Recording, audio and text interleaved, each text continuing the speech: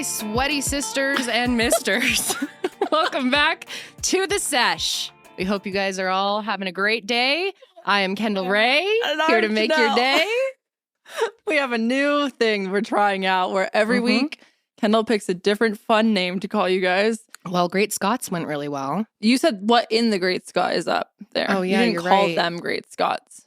Fuck, I already messed it up. Fertista Freeze. What did you say? Oh, no. I was going to call them Fertista Freezes. Why? I don't know. It just came to my head. Because you have a Taco Bell. You remember the Fertista Freeze? No. What? That's not a real thing. Oh, yeah, it was. Fertista Freeze? Karelly. Do you remember the watermelon honors? freeze with the watermelon seeds? I do remember that. That shit was fire. It was like sweet tarts or something in there. So good. No, the Fertista Freeze had real fruit on it. Look at that. Wait, was this from Taco Bell? Yeah, dude. When I was in high school, it was all about the Fertista Freeze. I don't remember this. I'd be damned. It was I'd an be era. damned. It was That incredible. was in Taco Bell? Yeah, it was in Taco Bell. Wow, it was introduced in the summer of 2008. Yeah, Wow. I was in high school. That's crazy. It was like right around the time me and my friends got our license, so we would just go to Taco Bell for the Fertista Freeze. Hell It's like yeah. the thing to do. God, I love their freaking freezes. Mhm. Delicious. Yeah, but the one with the watermelon seeds really slapped hard.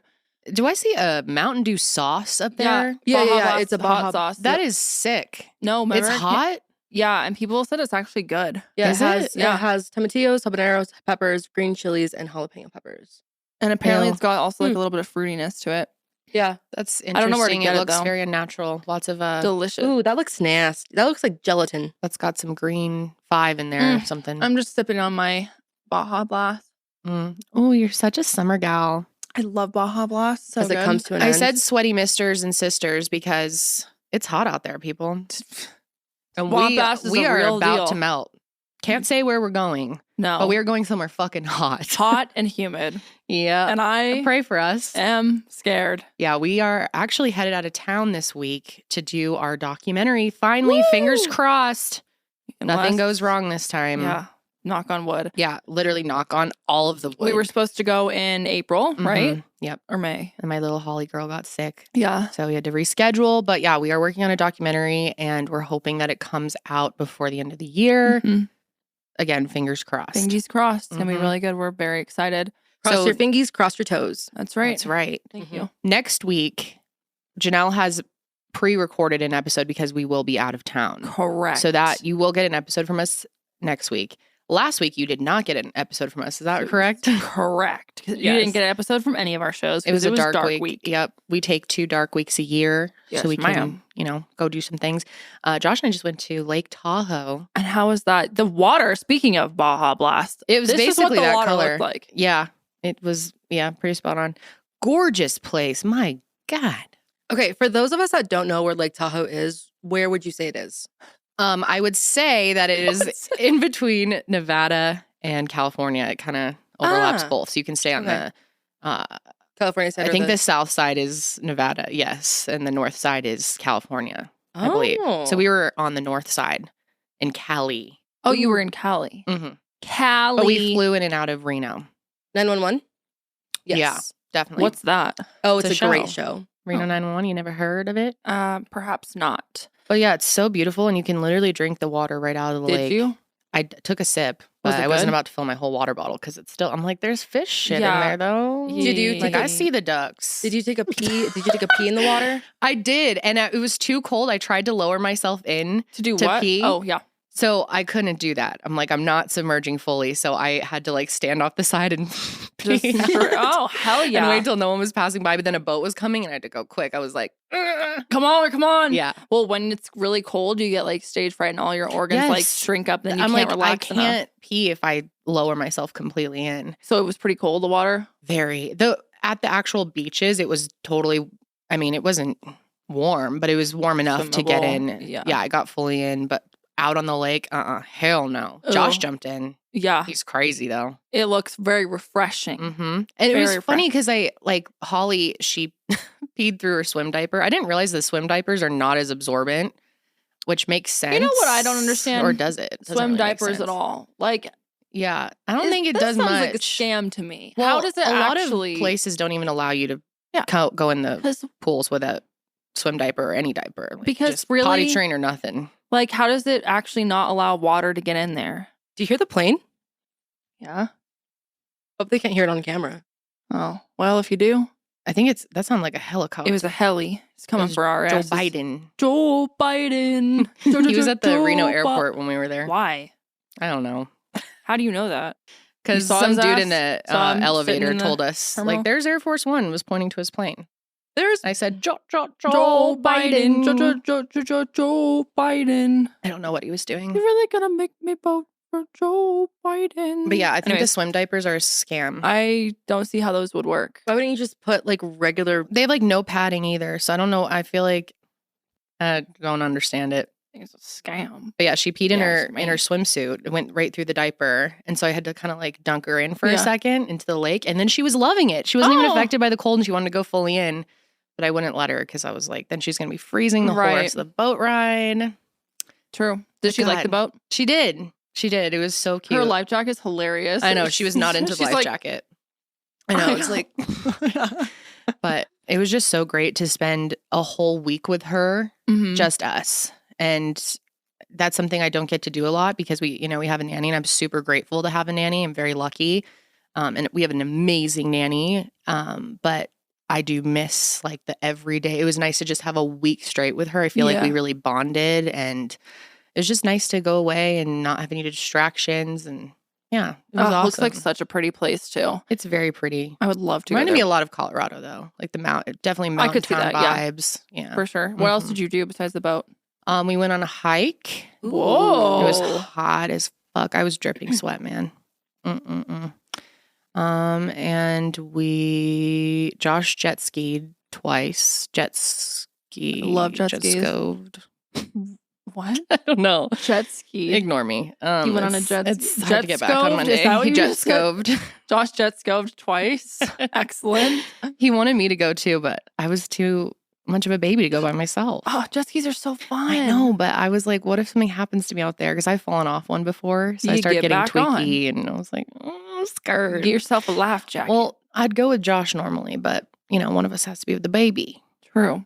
So She can't go on the jet ski. no. Can't just Cannot leave her. go on the Just jet can't ski. just leave her there. Pull up your camera Oh my on god. your phone. Could you No. imagine her just like? Yeah, Yep, she's just fine. bumping. I wonder if they'd even let you. Put a I'm baby sure on no. there. Yeah, there's By no way. by themselves? No. By I mean, you're just Yes. a lot, you're limited when you are on vacation with Totally, a baby. Like we yeah. couldn't go kayaking. I really wanted to go on these little boats down the river, but I didn't even think to ask. So I was like, they're probably not going to want, I don't know, just started making me nervous.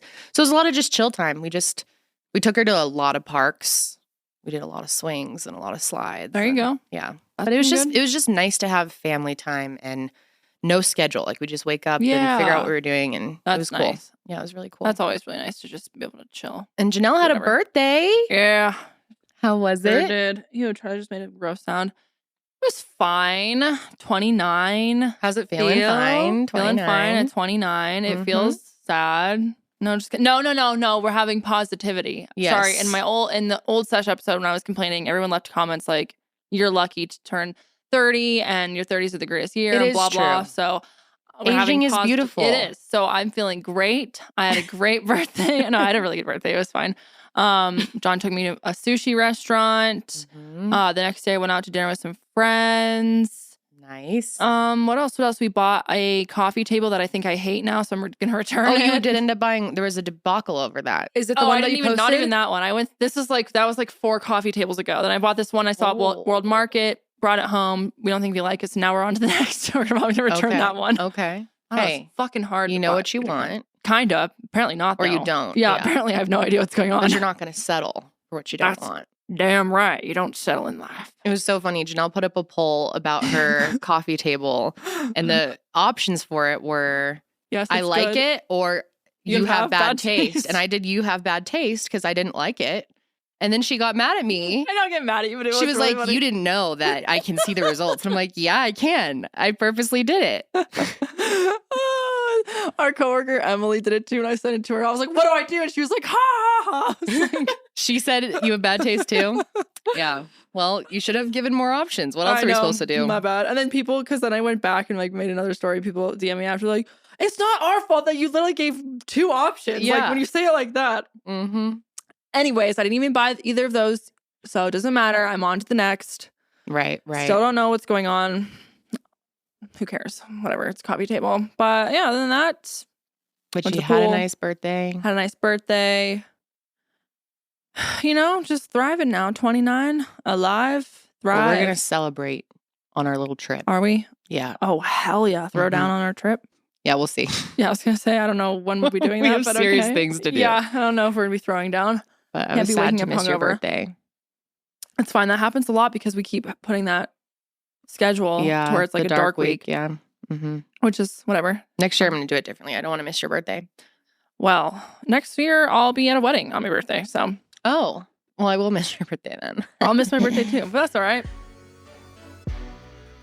Guys, I have really exciting news for you. It is your lucky day because we are doing a big giveaway on the Sesh for sex toys through Bellesa. My friends at Bellesa and I are literally sending out free vibrators and gift cards for vibrators for everyone who signs up for our giveaway. Bellesa is a by women company for all things sexuality. Bellesa's mission is to empower everyone to embrace, explore, and celebrate their sexuality, which is something that I absolutely love. All of Bellesa's products are super, super high quality, and their selection is enormous. They have something for everyone, including their demi wand. This little guy works on every body because orgasms are for everyone. It has a compact design and is very, very discreet. It's also very quiet. It's 100% waterproof and has USB charging. It also has a super flexible neck, which is really cool because it can make sure that you get exactly the right angle and pressure that you're looking for. There's also the Pebble, which has suction and vibration controlled independently, and it has a design that is built to fit perfectly into your hand.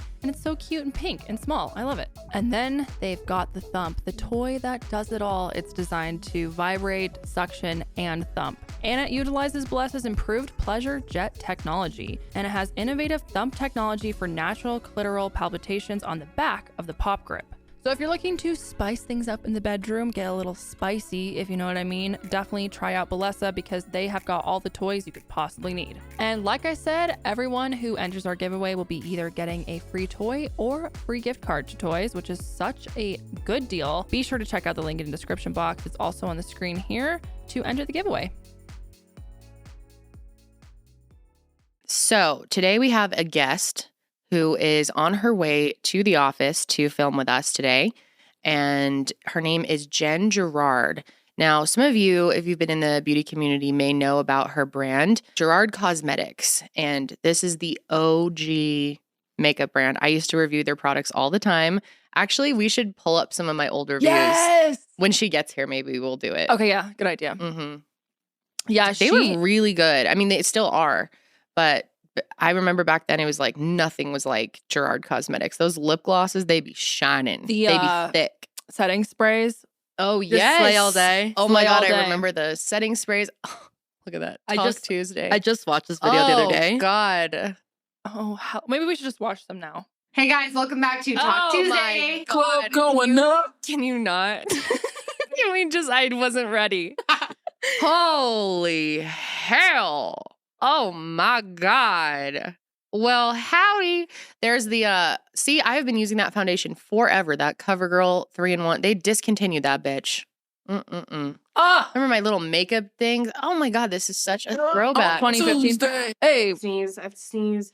I still haven't figured out the best way Oh, to the film old this YouTube cutting. because my old it's too long to explain on camera. Okay, let's get to Basically, my the old- just To watch the it. juicy part. This is not horrific. I'm using See, my I made a Mama whole Mama. swatch Oh video my of that. God. Remember The that? balm? Yes. But let's talk. So this weekend, and I weirded her out like big time, I think, because I thought she was just asking us for directions or something. And like I said, I've never met a subscriber before, so it just like really Wow. threw me off. Your my voice game. Like, I sounds was so different. My nervous. nail For my polish is so lid, I'm going clumped to up. use the E220. These brushes are very Naming the the brushes. E220. high school stories. I know a lot of you guys really want to hear about like I'm trying to find. I think I had a full video of doing all the swatches. We'll find it later.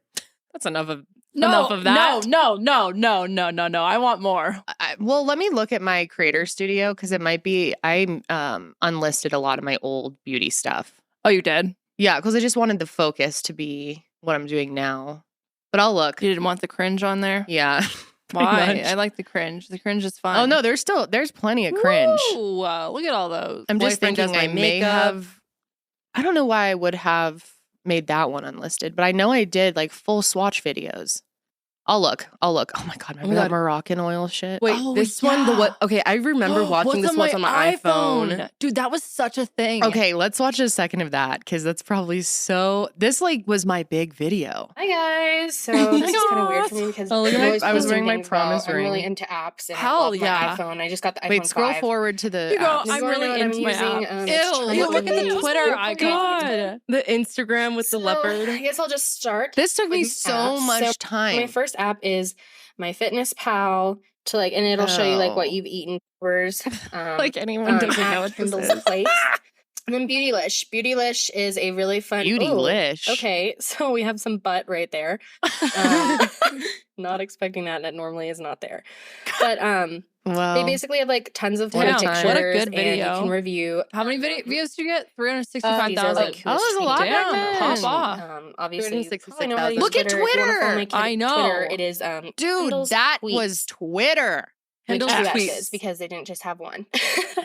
So I have like with a this picture of me awkward from Twitter high name, school. but whatever. God, what a throwback. Then I have Snapchat and Kendall's pics. Whoa, look at Instagram. Instagram, I dude. kind of have a little theme. It's like Kendall's this, Kendall's that, Kendall's place, Kendall's 700 pics, Kendall's followers. videos, whatever.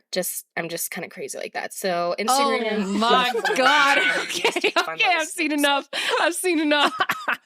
Look at the Instagram with the filters and everything. I and the know. Love your lines life, between- and it's fun. You can go down. We see we got Promise, Fawn. She's gorgeous. And I like how just you're like people that showing are people how to fun. work the So I have app. Yeah, Google like, as oh, my look, it's browser, which Gigi is gorgeous. how to wear a Dude, claw everything ring looks so because- different. Okay, so I have a clatter ring, which if you guys don't know, you guys like you flip it Oh, up the and down. So clatter I rings. thought What's that because I was in a relationship, I should wear it upside down, Yeah, like it's my like- heart's closed. I'm But explaining apparently, it. I've been wearing my clatter ring wrong for like a couple months now. So I had to Google it in class. 'Cause I was like, wait a second. Okay, all right. Turns out I was. Great. Excellent. That is awesome. Yeah, that's all exists on the internet for people to look at. Maybe one day we should. There's a contact for Janelle. What? Look. Oh, I think I called Janelle in this video. You did? Oh, you're Yeah, a little remember? cow. I was like, hi, I'm filming an iPhone video. And you were like, and sup? Okay, bye. Keek. Remember Kick or Keek? Keek. Yeah, Keek. that was like Snapchat before Snapchat. Those little videos, keeking it up. But anyway, the point of all this is today, Jen Gerard is coming to the studio. Earlier this year, if you didn't catch it, we had Marlena Stell come and talk to us all about her experience with her brand and her very bad experience with Jaclyn Hill and how she was just absolutely trampled. Oh my God, look at Lily. Look What's at in Lily. my bag? Oh my God. It's Lily. Lily's in your bag. She was so tiny. Oh my God, I love her so much. Sorry to Anyway, distract you. she's always been in the video. She's been on there for like 10 years. Cute. Crazy. So she's going to be telling us her story. Marlena texted me and said, you guys did such a good job helping me share my story. It was really nice to have your platform and, it was so well received. All of you guys were so kind to her, hearing everything that she's been through. And we talked a lot about other women who Jaclyn has hurt along her road to success. There are quite a few women. Obviously, Marlena. We talked about Lana Jewelry, Cozy, Kaylin's brand. So there are more. So we actually have two people. One of them, her name is Gaby. She was supposed to come in today. She was actually going to fly here. Yeah. Unfortunately, her cat got sick, so she was not able to. But she is going to call in. Yeah. This is going to be. Give us some grace here because we've never done Skype interviews or calling. We have no setup for this. And it's not Skype. It's just a phone call. Yeah, that's the best we were able to do. Kind of like how we had on Pursuit short going. notice. Yeah. We'd rather have her story out there. She wants to tell her story and we don't want to, just because of technical issues, not do that. So she is going to be calling in towards the end of the show and talking to us as well. But Jen's going to come today and she's going to explain her story to us, which, we haven't heard a lot of. And it's going to be quite interesting. Jaclyn really has hurt a lot of women, stepped on a lot of women along the way. And when Marlena was like, you guys should have her on and talk to her, we were like, all right, we're down. Yeah. If we can give someone a platform to talk about their experience, then we're happy to do it. So yeah, it'll be interesting to see what she has to say. Yeah, so she's on her way now. And when she gets here, we'll pick back up with Jen Gerard. I always struggle to stay hydrated. It's one of my flaws. I'm not great at drinking tons and tons of water. And a lot of the times in the mid-afternoons, I find myself feeling very dehydrated and I get a headache and it's not good. But with Liquid IV, I don't have to worry about that because Liquid IV is the #1 hydration brand in America and it's now available in sugar-free. They've been working on this for years now, and their hydration multiplier sugar-free uses a proprietary zero-sugar hydration solution with no artificial sweeteners. And with 3 times the electrolytes of the leading sports drink plus 8 vitamins and nutrients for everyday wellness, Liquid IV hydrates 2 times faster than water alone, which is what I love because, again, I'm not that good at drinking water. And now Liquid IV comes in exciting new flavors, including white peach, green grape, and lemon lime. Personally, white peach is my favorite. It tastes so delicious. Also, I love how convenient their packaging is. They come in little packs. You can throw them in your pocket, in your car, in your purse, in your backpack, wherever you're going. Pull one out, put it in some water, shake it up, and boom, you're good to go. You've got really good hydration. And it tastes delicious. Liquid IV uses an amino acid allulose blend for a sweet taste without the calories or raised blood glucose levels you get from sugar. Of course, they're non-GMO and free from gluten, dairy, and soy. And they partner with leading organizations to fund and foster innovative solutions that help communities protect both their water and their futures. To date, Liquid IV has donated over 39 million servings in 50 plus countries around the world, which is so awesome. I'm telling you guys, if you've not tried Liquid IV, it is genuinely worth the hype. It's so good. It makes me feel really good. And like I said, if you're not the best at drinking water like I am, then you should definitely try Liquid IV because it helps keep your hydration up throughout the day, especially in the afternoons. Like I said, a lot of times I get headaches from being dehydrated. It helps with my energy. Overall, I just cannot recommend it enough. Real people, real flavor, real hydrating, now sugar-free. Grab your Liquid IV Hydration Multiplier sugar-free in bulk nationwide at Costco or get 20% off when you go to liquidiv.com and use code SESH at checkout. That's 20% off anything you order when you use promo code SESH at liquidiv.com. All right, guys, we're back with Jen Gerard. Thank you so much for being here. Oh my gosh, I'm totally fangirling, honestly. Oh, stop. Yeah. No, it's so exciting because we were just showing clips of when I used to review Gerard Cosmetics back in the day. I actually found one. I'd love to bring it up and show you real quick. Oh my gosh, yes. Yeah, Karelly, do you have the clip? This is such a throwback. Yes, it's so awesome. So this was, what year was this, Karelly? This was 9 years ago. So it was 2014. Yep. Wow. Hi You guys, guys used to I hook just it filmed up. my summer perfume choices video. It's If like, you guys wait, didn't what? see Oh, this is all your perfumes. when this one will be posted, but I will put a link to Remember it that, if you're interested. like, I'm gonna be acrylic showing you how organizer? to Yes. My So Whitening well. Lightning I don't know. lip I gloss lost mine in the collection, fire. and ignore the What? Look at, they had their own the ones. little First two holder. rows are I'm gonna be showing I'm you guys honored. the colors that I have and talking about them, and I even have a discount code for you guys, and I have a giveaway. All the details for the giveaway and which, These I'm are so gonna iconic swatch these. because they These lip have. glosses are legit amazing. They are I'm probably tied gonna say up there why. with my NYX butter glosses. They are my favorite lip glosses ever. I think they're better than MAC lip glosses. They're better than anything else out there I've tried. They're so pigmented, you don't even need to wear a lip gloss with them. I'm wearing solely just a Whitening Lightning lip gloss right now in the color Pink Tiara. So I guess we can start out with that one. I'll just reapply it so that it is. And see what's so cool, guys, is they have a light and a mirror. That is Pink I'm Tiara. bringing that color back, by the way. Oh, are you? That one was my favorite one. It's such a Super Barbie high gloss. color. That, well, the And nude was black. my real favorite, which you just brought me A another long one, time. and I'm So wearing they it right all now. have a mirror, and they also are See, there's nude. These specific color My shades that fave. they use are I think that's nude. Or maybe it's a moving little right more along, this one is Coral That's so Craze. funny. I This wore was this like the last thing night back out to dinner. full If you watch my swatch vlog where I videos, go to yep, Bonefish right. Grill, this is what I'm wearing in it on my new vlog channel, which is called Ken Daily. If you can subscribe, not too overpowering. Anyway, yeah, I but tried them all on. And can we go to the red? What is is it Candy Apple? Candy apple. Yes, I knew it. That one's coming back too. Oh, that one was so good. pink. This is Rose Hill. It's definitely Oh, rosy. there we go. Very highly Rose Hill. pigmented. Is that and this one? We'll be talking about that today. There's Candy Apple. Look at that. It's hard to believe that this is even a lip gloss. It That's looks so like pretty. a lipstick with some gloss over it. This one is Summer Sun, and it's kind of So an yeah, orangey. fun red. times. That's crazy. I know That's it really was, good it was too. so funny to look back at my old videos of my makeup days. But yes, we are so excited to have you here today. Thank you for taking the drive 11 hours All the way from to come here. Dallas. Yes, I've got a beast under here. So if I'm Looking like she's moving a lot. she's like about 100 pounds under here fighting me. Her dog Yogi is so cute.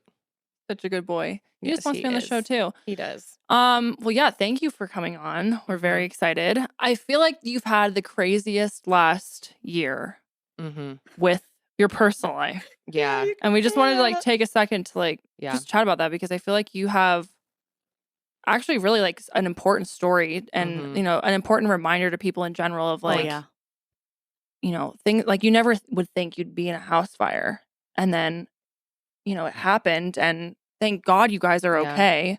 Really, really scary. Can you just talk to us a little bit about like just so for people who aren't aware of what happened? Yeah. So I moved to Texas in 2021. And at last August, I had my friend staying with me. And I didn't know, you know, I was a landlord in California for 20 years. And the very first thing they do is check the smoke detectors. Yeah. Like they won't even take pictures of the house and put it on the MLS until they, you know, check the smoke detectors. So it never dawned on me, like, get on a ladder and climb up and check every single smoke detector. I never did. But Yogi and I are sleeping. We had just gotten over COVID. I my God. tested negative on Saturday, and the fire was Monday morning. So it's like 3:45 in the morning. Dustin wakes me up. So you live with, for people who don't know, Dustin Daly and Nick Schneider. Correct. So Nick's mom passed in 2021, and he was really having a hard time. After they sold her house, they had come for Thanksgiving. I cooked them Thanksgiving dinner, and they liked Texas. And I was like, if you guys are going to move here, just come stay here until you buy a place or Figure it you know out. whatever. Yeah. So they were just staying with me, and the day that they came to stay with me, I had a keypad lock on my bedroom door, and I told him the code, and Dustin's like, "Well, that's the year after I graduated high school," and I was like, "I hate you." But you know, fast forward to 3:45 in the morning, you know, some months later, and he managed to get my door, but I couldn't even get that door open when there wasn't a fire. And Okay, the so way the keypad was. he told you there was a fire in the middle of the night. I'm sleeping, and I hear, Jen, the house is on fire. You have to wake up. And Wow. I mean, you think you're dreaming. Right. So, I went to jump out of bed, and there is a funny story with that, so I'll tell you that in a minute. But I jumped out of bed. I'm like, "Did you call 911?" He said, "No." And all my life, like when I was about 12, the house across the street burned down, and their people's dog passed away in the fire. my And gosh. that's just always been my biggest fear. Yeah. So I've always kept a leash next to my bed. So I Smart. grabbed my emergency leash. I put it on Yogi. You know how animals like they sense when you're talking about something that's emotional. So of course he's gonna like react to that. This is my emotional support animal, aren't you? So sweet boy. So I mean, we got out, and unfortunately, Nick's cats didn't make it, and they were like the last thing of his mother's that Oh he my had. And it was God. just like I had to be the one to tell him. It was just like it was so that's much. horrific. It was so Poor much, guy. and I mean, I didn't care about my stuff. I didn't like. You're just standing there like just like oh my in disbelief, God. you know. But the thing was, if we had had cat carriers where the cats were, I think they would have made it. So I feel very guilty about that. You know, like so I'm just like encourage people, if you have animals, make sure you have emergency leashes, have cat carriers handy, Right. you know, where So the smart. where the animals are, Yeah. if you're able to. The upstairs of the house pretty much melted. The downstairs of the house was water and soot damage, so we didn't get any furniture out. My exercise equipment survived. Some of it worked, some of it didn't. The kitchen was mostly water damaged, so we were able to save like the plates and the pots and pans and things. But there is a process to getting that soot off. Oh, that I'm is not sure. fun. Yeah. And but yeah, like I mean, all of my memories, you know. Oh, that is terrible. It's hard. How did the fire start? We think it was rodents in the solar panels, like eating the wires. Oh my God. Oh, wow. Either that or one of the AC units. It's not there. It was a large home, and the fire kept reigniting. So with the investigation, like it's hard to know for sure. Yeah. But at the end of the day, we didn't have working smoke detectors. And if we had those, you know, that would have alerted us long before. And it just so happened that Nick was sitting outside watching the Big Brother live feed. So I'm like, we love Big We love Brother. Big Brother. right? And Do you watch Big Brother? Oh, yeah, religiously. So, I've been watching it since like season 7 maybe. Oh, wow. Oh. So, and I've gone back and watched the seasons from before, but Nick was sitting out there watching the live feeds, and Dustin was sitting inside editing a video. We think Dustin already had smoke inhalation because he was feeling tired and all of that. And, yeah, I'm sure. And Nick opened the door, and he's like, "Don't you smell that?" And He had just gotten used to it inside. Huh? yeah, Gosh, that's so Wow. scary. but like I could actually say Big Brother saved my life. Which Well, is yeah. crazy. Yeah. So Good thing they were awake at 3:45. Wow. none of us would be here. Yeah. And I could tell you, Oh like, my God, that is terrifying. a chimney fell in front of my bedroom, and After you had gotten out. yes, but if Dustin hadn't come and gotten us, we wouldn't have made it. And Oh there's my like no way, there is not a chance in the world I'd have jumped out a window without him. Yeah. So, but so I feel like in some ways it's kind of feel like, wow, I really shouldn't be here, but I am. So I must be here for a reason. Yeah, definitely. You start to feel that way. And, like I said, you learn to just kind of take things in stride. It was a very hard time. I would say the two worst things were like the first couple of days. Cause I'm very into comfort, like I like I like things the way I like them. Sure. As an My earth soft sign. t-shirts and, all that kind of stuff. Mhm. And I was covered in soot and water and smelling, I'm sure, like several onion patches. And God. we had to go to Walmart like that because I didn't even have Anything. toothpaste or shampoo, a nail file, Wow, it's hard to pair even of imagine shoes, what that would be a like. pair of pajamas, nothing. Ugh, so sad. So the first couple days were really hard because it's like, Yeah. okay, well, I need a toenail clipper and you don't have one. I need a nail file, you don't have one. I need a pair of scissors, you don't have one. And you don't even think about, like, I feel like that, doesn't cross your mind on an everyday Mhm. basis. Certainly, like, what would happen if I literally lost everything? You have to rebuild Yeah. everything. Yes. And maybe the third or fourth day, Dustin was like, "Jen, where are all your chargers?" Because I am like, I got to have a phone charger everywhere I go. And I looked at him like, "Did you really just ask me?"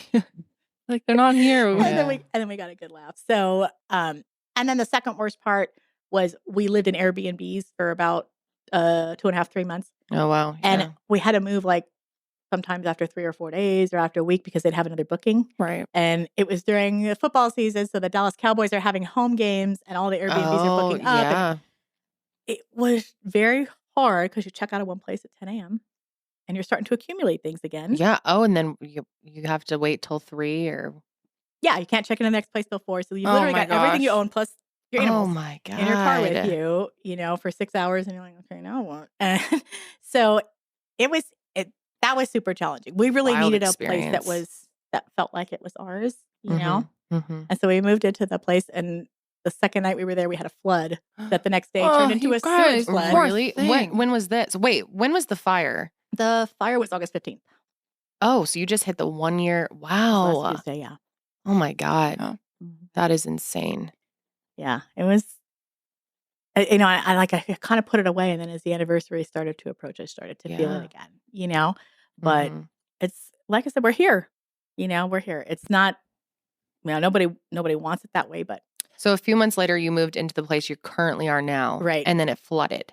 and then turned into sewage flood. So I literally had poop like bubbling up through my Oh my bathroom. Oh gosh. my Shower. God. But we still wouldn't leave. Wow. I went down to the Quick Trip to do my Tinker Winkers because I was like, "Hey, this is my Wow. home. This is where I live. I'm not going in." Wow. And yeah, it was fixed very fast.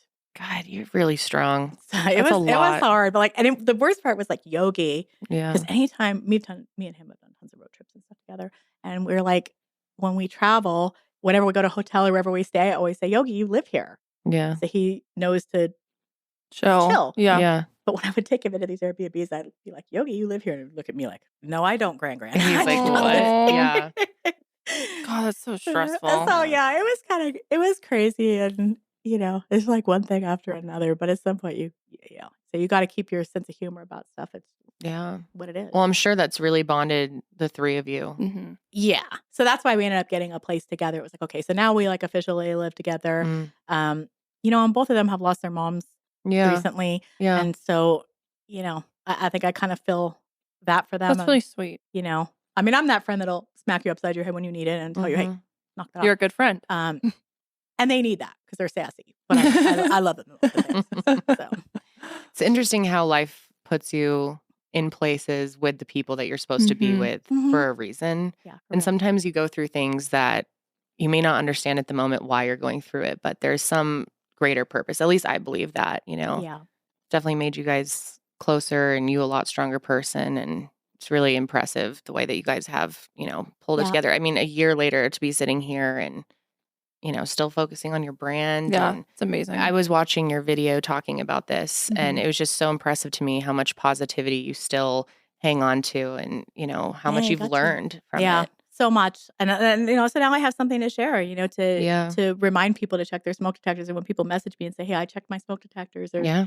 they're sending Be me saving a videos of them life. like lighting lighters up next to their I know. that's- It definitely made me think about everything because Yeah. I have 10 pets. So I'm like, I really got to have better plans in place. I had never thought about the cat carriers. So we moved our cat carriers to their room, I think. And I'm going to have dog leashes next to my Yeah, bed. so too. am I. I'm going to get some. I never would have thought of that. Yeah. No. You just never would think it'd be you, And cats, especially when they get scared. Yes. they Oh, yeah, scratch and they hiss it. I mean, they go crazy. And animals, because I was thinking like, oh, my dogs, they're not really runners. So I feel like they'd probably be okay. But then in my mind, like you were saying in your video, when they're under a stressful situation, like their instincts kick in, they just need to flee. And like the last thing you want is the middle of the night and you can't find your pets because they ran off because you weren't prepared. Oh, Yeah.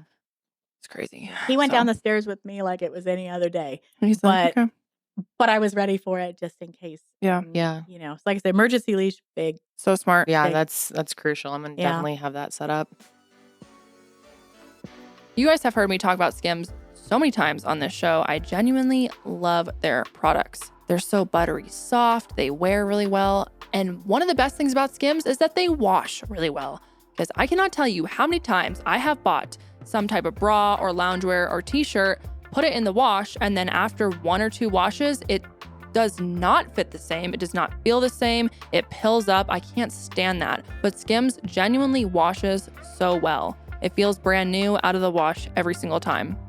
Skims is creating the next generation of loungewear for every body. Specifically, I love their cotton t-shirt. It's really, really versatile. You can dress it up if you're like going out for a night on the town, or of course, you can just wear it when you're lounging around the house. You can really wear it with anything, and that's why I love it so much. And also the fact that it's extremely comfortable and very, very flattering.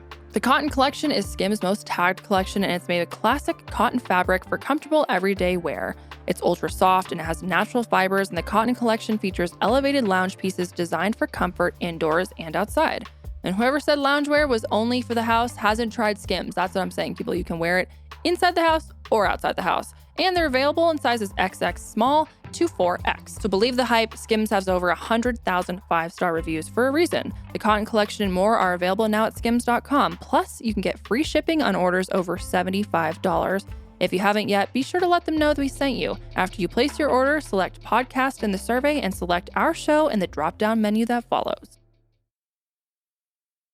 Let's go ahead and start talking about your whole experience. So it'd probably be best to go over things in a timeline so we Mhm. kind of have a better understanding. Yeah. For those of you who aren't familiar, with your story or your brand, maybe we can just start from the beginning. And I've worked very hard to disassociate myself from, the whole Jaclyn situation. And, Mm. and so, yeah, I think a lot of people who were around don't even. Yeah, I think a lot of people don't know. Yeah. Mhm. Yeah, I had no idea. Mm-mm. No. I mean, a lot of how would you know? Yeah. And I don't really talk about it either. Even like my friend that came here with me, there was so much she didn't even. Well, thanks for sharing it. Yeah. And yeah, I mean, obviously share whatever you feel comfortable with. We're just here to listen. And Yeah. Mm-hmm. I just feel like it's important because once might be like an accident, right? Twice, but when it starts to become a pattern, Mm-hmm.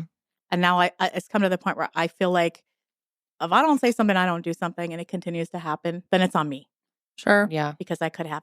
And so, I'm okay to take the risk Mhm.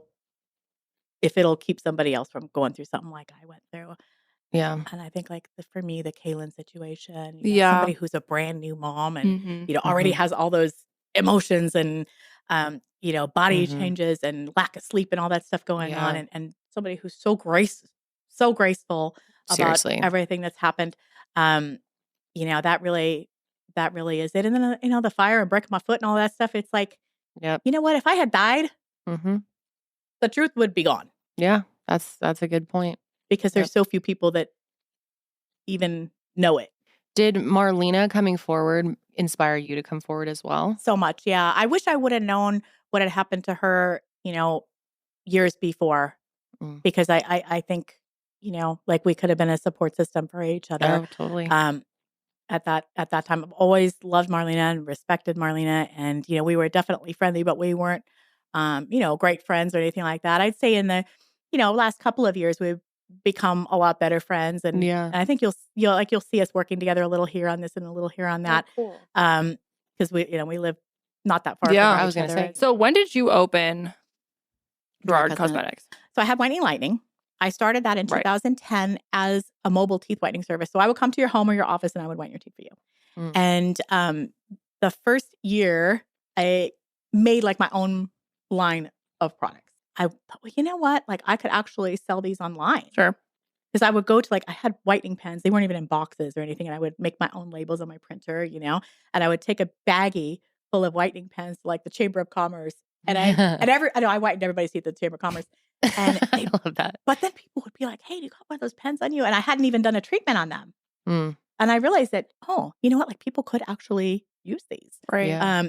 without the treatment. So I would leave home with a bag of whitening pens. I'd come home with a bag of cash.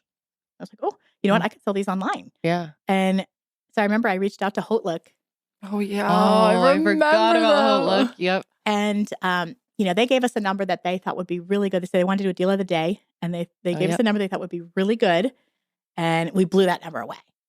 And so they said, we want to do it again. Yeah. And so I was like, oh my God, I got to build a website, So, Yeah. So it was just kind of like that. It just kind of came together. And then, we were working with YouTubers, by 2011, we were pretty much all online, working with YouTubers. And, that was so fun. Because I see somebody that's trying to start a business, and I think we started working with Karelly Bible when she had $375, I think was wow. what our That's so paperwork cool. says. And, she's such a wonderful person and just so savvy and all of that. And it was really enjoyed that and felt like, wow, I'm supporting other women in business and they're supporting me and this is so cool, So, but the first year we did start making makeup. We made the glosses and the brow bar to go, and they were such a big hit that it was actually a YouTuber, Sophia Chang. She used to be Fashionista 804. Yes. Oh my gosh. I loved her. Yes. She's the best. She's so fun. Seems very cool. Very down to earth. She suggested to me, she's like, you know what, Jen? I don't think people are going to take your makeup seriously. She's like, it's really good, but I don't think anybody's going to take it seriously because it's from a whitening company. You should put it under its own brand. That was smart. That's good advice. We looked up Gerard Cosmetics. It was available. I bought the domain. Right then and there. And we launched a year later. That's so amazing. 2014. Okay. Mm-hmm. Okay. Because I noticed in my video, I was calling them Whitening Lightning. So is that before that even had happened? Probably I would say that the glosses probably still said Whitening Lightning on them because we launched in March of 2014, but I think we didn't get the full changeover done until about October Okay. of that year. So most of the first year, we started with the silver, then we went to the gold. Yeah. And then we came out with the gold lipstick. So everything, our colors kind of became gold. Yep. I remember the bullets and everything. Mm-hmm. Yeah. Mm-hmm. After that. And I actually met Jaclyn in early 2014. Shortly after you launched Gerard Cosmetics. Mm-hmm. Yeah. And how did you, because she was on YouTube. She didn't have a huge following. Right. So how did you guys meet or connect? Yeah, a girl who worked for me, she was my social media manager for a long time. And she had actually found Jaclyn on YouTube when Jaclyn had 2,000 subscribers, and she was the first person ever to reach out to Jaclyn. Okay. So they had developed a friendship. She's like, oh, well, we need to work with her. I really like her. She put me on the phone with her and, we developed a friendship. And I think the first time I actually met her was in 2014 at IMATS in New York. Then you decided that you guys wanted to actually collab together. Well, yeah, at IMATS, or maybe I think we invited a bunch of the girls to our hotel that night to, just hang out with us. Yeah. And Jaclyn was sitting next to me and she's like, you guys really need a rose-colored gloss in your lineup. I was like, you know what? That's a good idea. Would you like to work on it with us? And she's like, yeah. I was like, okay, this is going to be fun. Mm-hmm. So it's just very organic. It just kind of happened. Yeah. And it wasn't, meant to be I think collabs are so different now. They're so planned out and everything's so strategic. Right.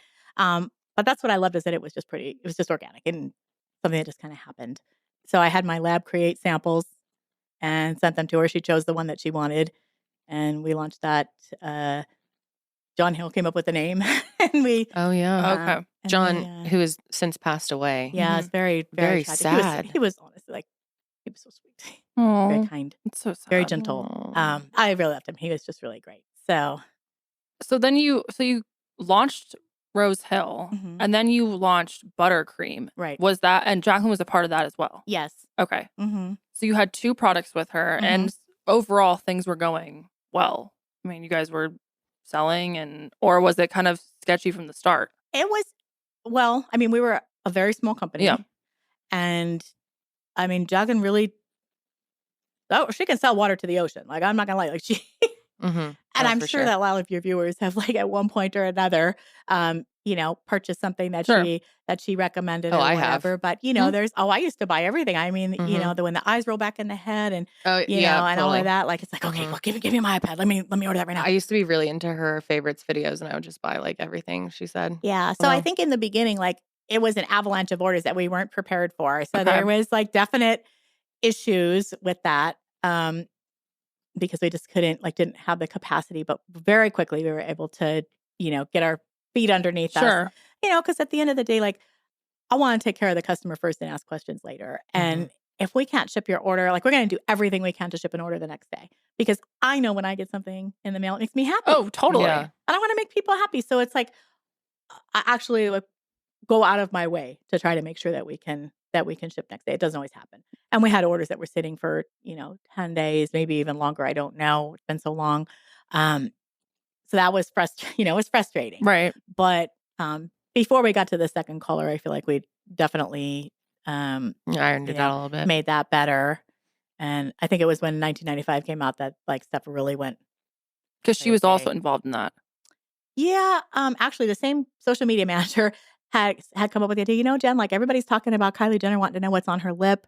We should really think about making a shade like that. Yeah. I said, you know what? I'm going to reach out to Jaclyn and see if she'd want to be a part of that. Oh. Kind of like Okay. a burnt rose type Yeah. color. Or Yeah. So I reached out to her and, she said, yeah, like, I do want to do that with you. So explain the process of creating a product with an influencer. Yeah. What does that look like? How involved are they? Did she pick the names? Did she pick the colors? Did you send her swatches? What does that look like? Of anybody that way worked with, it depends on the person, but usually, like, we would send, 2 or 3 options and she would choose. The 1995, I think there were a couple, maybe 1 or 2 redirects Okay. with that one where, like, it just wasn't quite what we wanted the first time around, or I don't remember if there was 1 or 2 redirects, but it did take a couple of tries to get that Okay. color right. But it was basically just choosing the color and saying, yes, that's the color that I want, Mm-hmm. Okay. So, and did she come up with these names? I think John Hill came up with the first one. Mm-hmm. The Rose Hill. Yes. I came up with Buttercream. Okay. I'm not sure. She might have come up with Buttercup. 1995 was a hard one. And I remember all of us, like, talking about it together. There were 4 or 5 of us that were talking about it. I honestly don't remember whose mouth it came out of. Mm. But Okay.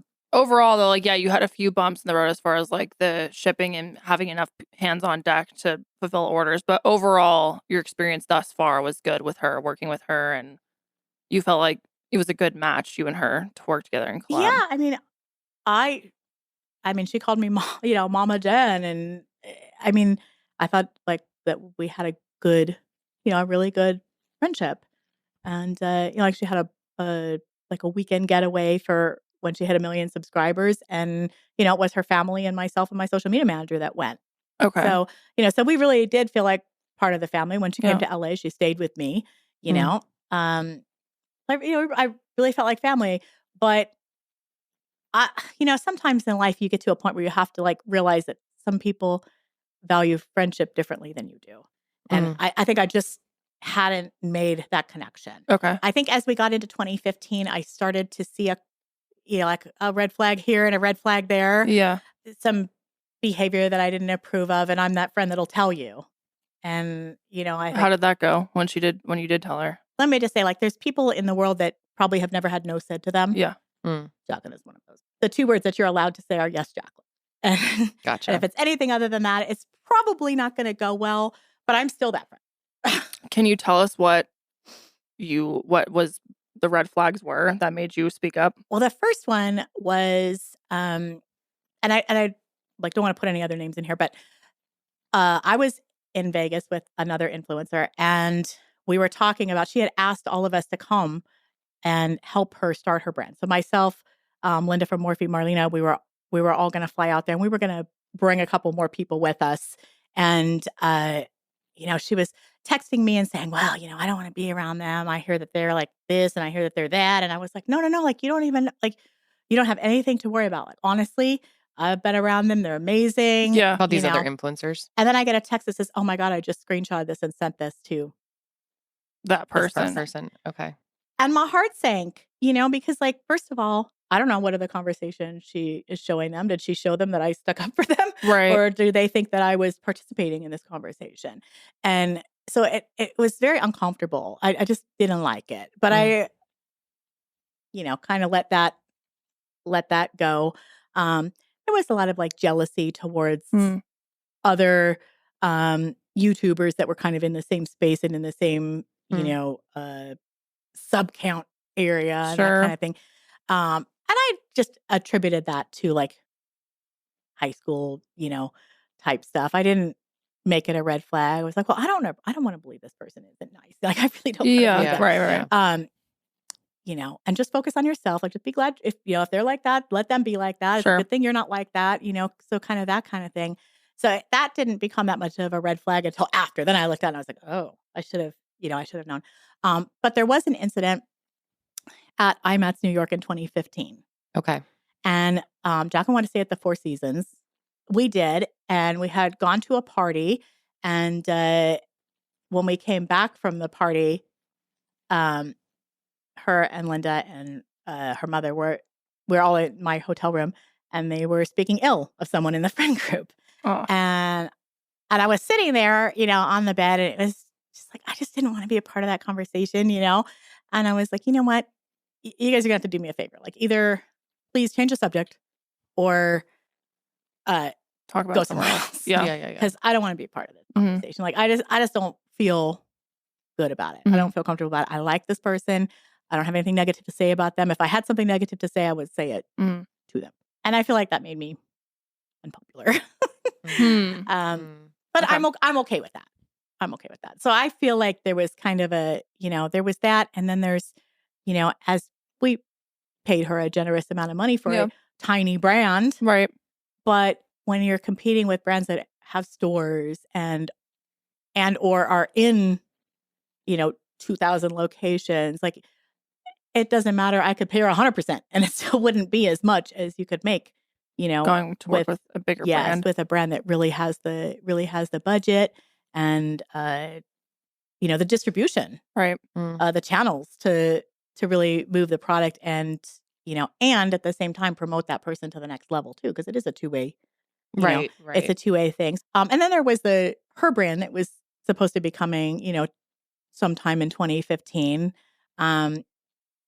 And so, I mean, I always knew that we weren't going to be working together for forever. Yeah. Right. But I was okay with her outgrowing me. But she used to always say to me, like, you know what, no matter what, we're always going to be friends. We're always going to be friends. And I lived in that, because like everybody wants to make money. Sure, money is nice, but it can't be who you are, like it can't be if it's your motivation, you're going to be very miserable in life because you have to love what you do, like, I mean, I talk to customers on live chat when I'm in the bathtub, That's amazing. Because I love people and I want to help them. Like I said, I would have been fine with, I think like I've outgrown you. Right. And then we move on. Like it would have been great for me. And I've like stood right next to her and cheered her on. Like when you're a brand owner and you're helping someone start a brand, you're taking them to your labs, you're giving them your contacts to build their websites, to do their packaging, you're giving them advice on the how to avoid the pitfalls of all the things that you've done wrong along the way. I mean, you're doing it because you want to see somebody succeed. Even if they're going to become your competition, it's like, yeah, but I don't see it as competition. If somebody buys X brand's lipstick, it doesn't mean they're not going to buy mine. So when you were in New York Mm-hmm. and she's staying at the Four Seasons, you're footing the bill for this whole trip? It wasn't intended that way, but I just picked up the bill. But it was like her and her entourage. So Wow. it was Very pricey. expensive. Did she pay you yeah. back? No, and I didn't ask her. Oh, okay. You know, I didn't ask her. Why were you paying for it? I think it was just my way of saying thank you, you know, because she was bringing a lot of business to the brand, and Okay, you know, like I was paying her well, but I just wanted to like put an extra thank you out there. You know? Okay. That's So nice of you you. take her, you're paying for this trip, and she texts you about another brand. Are you comfortable saying the brand that she messaged you about? Oh, okay, yeah. So in the lead up to the trip, like she had said, "Well, I really want to stay at the Four Seasons." And she says, "But it's $800 a night." And I was like, "Well, okay, $800 is doable." Boy, yeah. I mean, if it was me, like you know, in New York City, you know, like the Yeah. rooms are expensive. Yeah, You can't right. stay anywhere for less than $400. So, you know, it's like, "Oh, all right," you know. And then she says, "Well, but I'm bringing this person and this person and this person." And I was like, "Girl, you know, you're wanting to buy a Wow. Birkin. Yeah. You know, you better shrink your entourage, or that Birkin's not going to happen."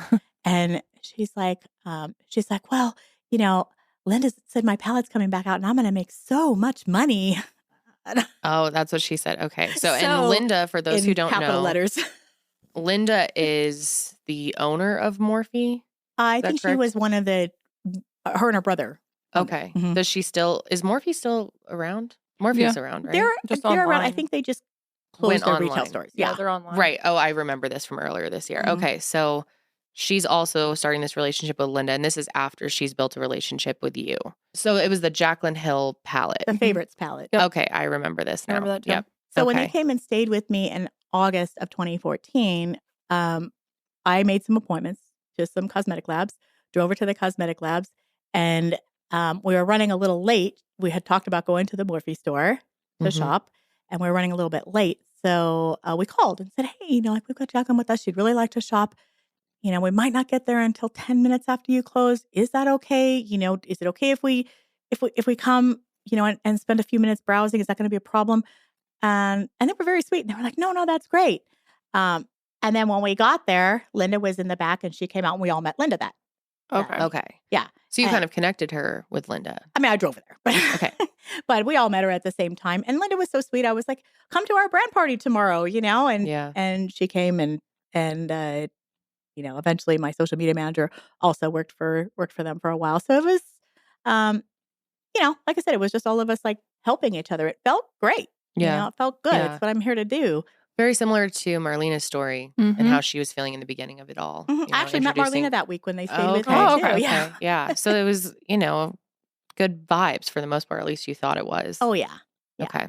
Okay. So then can you tell us about this Knicks party that was in New York? Yeah. So that was the night that I asked them to either change the subject or leave Oh, the okay. hotel. So, I okay. see now. Okay. So one of the people that we were hanging out with that weekend, they weren't staying in the hotel with us. They were staying in a different hotel, had gotten sick. Okay. And This is another influencer. yes, and they had a travel partner. And their travel partner was also a YouTuber. And the person told me, "You know what, this like I've been throwing up all day. But I told them to go ahead and go because, Mhm. you know, like this is a good opportunity." And I said, "Okay, well, This get other some-" person who is also an influencer. Yes. Who we're not going to be naming. Yeah. Okay. So I said, "You know what? Just get some ginger ale out of your mini bar, you know, and try to sip it." And he's like, "Well, we don't have it." And I was like, "Okay. So can you go, you know, maybe have your travel partner go down to the gift shop?" And they're like, "Well, we don't have a gift shop." And I'm like, "Well, what about calling room service?" And it's like, "There's no room service." And I said, "Okay, I'll be there in 30 minutes. So we had gotten the Escalade from the Four Seasons. And we took everybody to the next party, dropped everybody off. And then I went with the driver to Dwayne Reed and just grabbed a basket and threw anything in that I thought you might want if you were feeling sick to your stomach. So, you know, Oh, that's saltine nice, crackers, yeah. water, you know, Sprite, ginger ale, Imodium, Yeah. Pepto-Bismol, you know, Right, everything right. you could think of. And I Okay. just like bought this big basket of stuff and took it over to the hotel. So I get back to the party. And by the time I got back, everybody was pretty much ready to leave. So, and it was cold and we're outside. It's like April, you know, in New York. And it was, Yeah. you know, I don't know, 9, 10 o'clock at night. It was Still cold. chilly. Yeah. So while we're waiting for the driver to come with the car, everybody's kind of huddled together. And then I see the travel partner off by themselves, kind of looking a little forlorn. And I was like, why is this person by themselves? And Jaclyn's mother says to me, oh, well, we're not very happy with this person. And I'm like, excuse me? Who is another influencer. Yes. And it kind of blew my mind. Like, what do you mean we're not happy? Well, they're not being a good friend to the other person. They should be back there with at the one who's hotel sick. with them. Oh, okay. So that's why this person, they were upset with them for not being with the other influencer Yes. back at the hotel. Okay. But the other person He told had me specifically Go. that they had told Told him. yes, Okay. please go. Mhm, You know, mhm. and I'll say when I drop the stuff off at the hotel, I've never seen a smaller hotel room. And I don't know about you, but if I'm like throwing up and crapping my brains out, the last thing I want is anybody like getting the sights and sounds and the smells. You know, Yeah, like right. I think I would be more upset about having somebody nearby for me. In your hotel room. I see. And that might just be me, Mhm. you know, maybe No. like some people like to be babied when they're sick and some people like to be left alone. I think I'm just leave me be for a minute and I'll be fine. So is Jaclyn friends with these people to this day? As far as I know, yeah. Okay. So, yes, we get in the car and we drop the person off and then, you know, all the way back to the hotel and up in the room, it's like, you know, a bash fest. Oh, this person is, you know, look, you see they're taking a picture with this person and they're taking a picture with that person. And it's like, it's called networking. It's the way that people build a business. But they were accused of being a social climber, essentially. Yeah, I don't think that was a terminal, but you know, like, Same idea. yeah. Mhm. And so I was like, it felt icky to me. Yeah. And, Mhm. you know, I'm 55. So like, I think Jaclyn's mom was about the same age then than I am now. And it just seemed weird that somebody like is piling, you know, Yeah, piling on dogpiling someone on who's, someone. Sure. Watch you younger. know, so and- much. I don't know. It just felt weird. Mm. I was just uncomfortable with the whole thing. So you feel like your relationship with Jaclyn and Linda really took a hit because you stood up for this person in a way and said, I don't want to be part of this, at least. I think in hindsight, I felt like that. In the moment, it was a little icy, Okay. but things, you know, got back to normal relatively quickly. Okay. So I didn't feel like they were over in the corner plotting against me because I, you know, didn't want to participate in the conversation. But later on, you know, I look back and I'm like, oh. Interesting. Mm. Okay. You know? So did they thank you for paying for the hotel bill? Do you mind if I say Profusely. how much it was? Yeah, it's fine. $16,000. Yeah, $16,000. That is a lot. Yeah, for a weekend. Yeah. Oh my God. But they were grateful for that. Very Okay. much so. Okay, Yes, that's very, good. very much so. Okay. And Linda paid for her own stuff. It was just Jaclyn and her entourage. It was, you know, nobody else. Have you ever been on the hunt for a new doctor and you ask literally everyone you know for recommendations of a doctor that will actually listen to you, take the time to hear you out, give you good advice, and one that makes you actually feel comfortable? It's a lot harder than it should be to find a doctor like that. Especially in America, it's extremely irritating how difficult it can be to find a good healthcare provider and then find someone who is actually available and has time that fits your schedule. But with ZocDoc, you don't have to worry about that anymore because ZocDoc is a free app where you will find amazing doctors and book appointments online. We're talking about booking appointments with thousands of top-rated patient-reviewed doctors and specialists, and you can filter specifically for ones who take your insurance, are located near you, and treat almost any condition you're searching for. And what's so great about ZocDoc is that their reviews are actually verified from real patients, not bots. And the average wait time to see a doctor booked on ZocDoc is between just 24 to 48 hours. That's it. You can even score same-day appointments, which is awesome. And once you find a doctor you want, you can book them immediately with just a few taps. I use ZocDoc and so should you. So go to ZocDoc.com/sesh and download the ZocDoc app for free. Then find and book a top-rated doctor today. That's ZocDoc.com/sesh. ZocDoc.com/sesh. Okay. So that brings us to May of 2015. Mm-hmm. Same influencers that we just spoke about. Mm-hmm. And you were in a kitchen watching YouTube videos when you came across one titled something along the lines of giving an honest review of Gerard Cosmetics with the girl giving a thumbs down in the thumbnail. Right. Do you want to say who this person was that made this video? It's still up there. Yeah, I mean, it's out there. It's Karina Kaboom. It's so And- funny because I forgot about her until I was reading this. I think she made a video about me at one point. Actually, I'm very sure she did. Somewhere in my brain, I remember her talking about me. Yeah, I mean, I think I've heard that her channel is all I don't know if it's Amberlynn Reed or Foodie Beauty. It's all somebody. And then the videos about me. Wow. Nothing else. Apparently everything in Oh, between she has still been, as YouTube? as far Karina? as I know, yeah. She Interesting. still has a channel. Okay, so she made a negative review about Gerard Cosmetics. And she was using foul language. She said that Gerard Cosmetics forces people to sign a contract saying they would only give positive reviews. Ridiculous.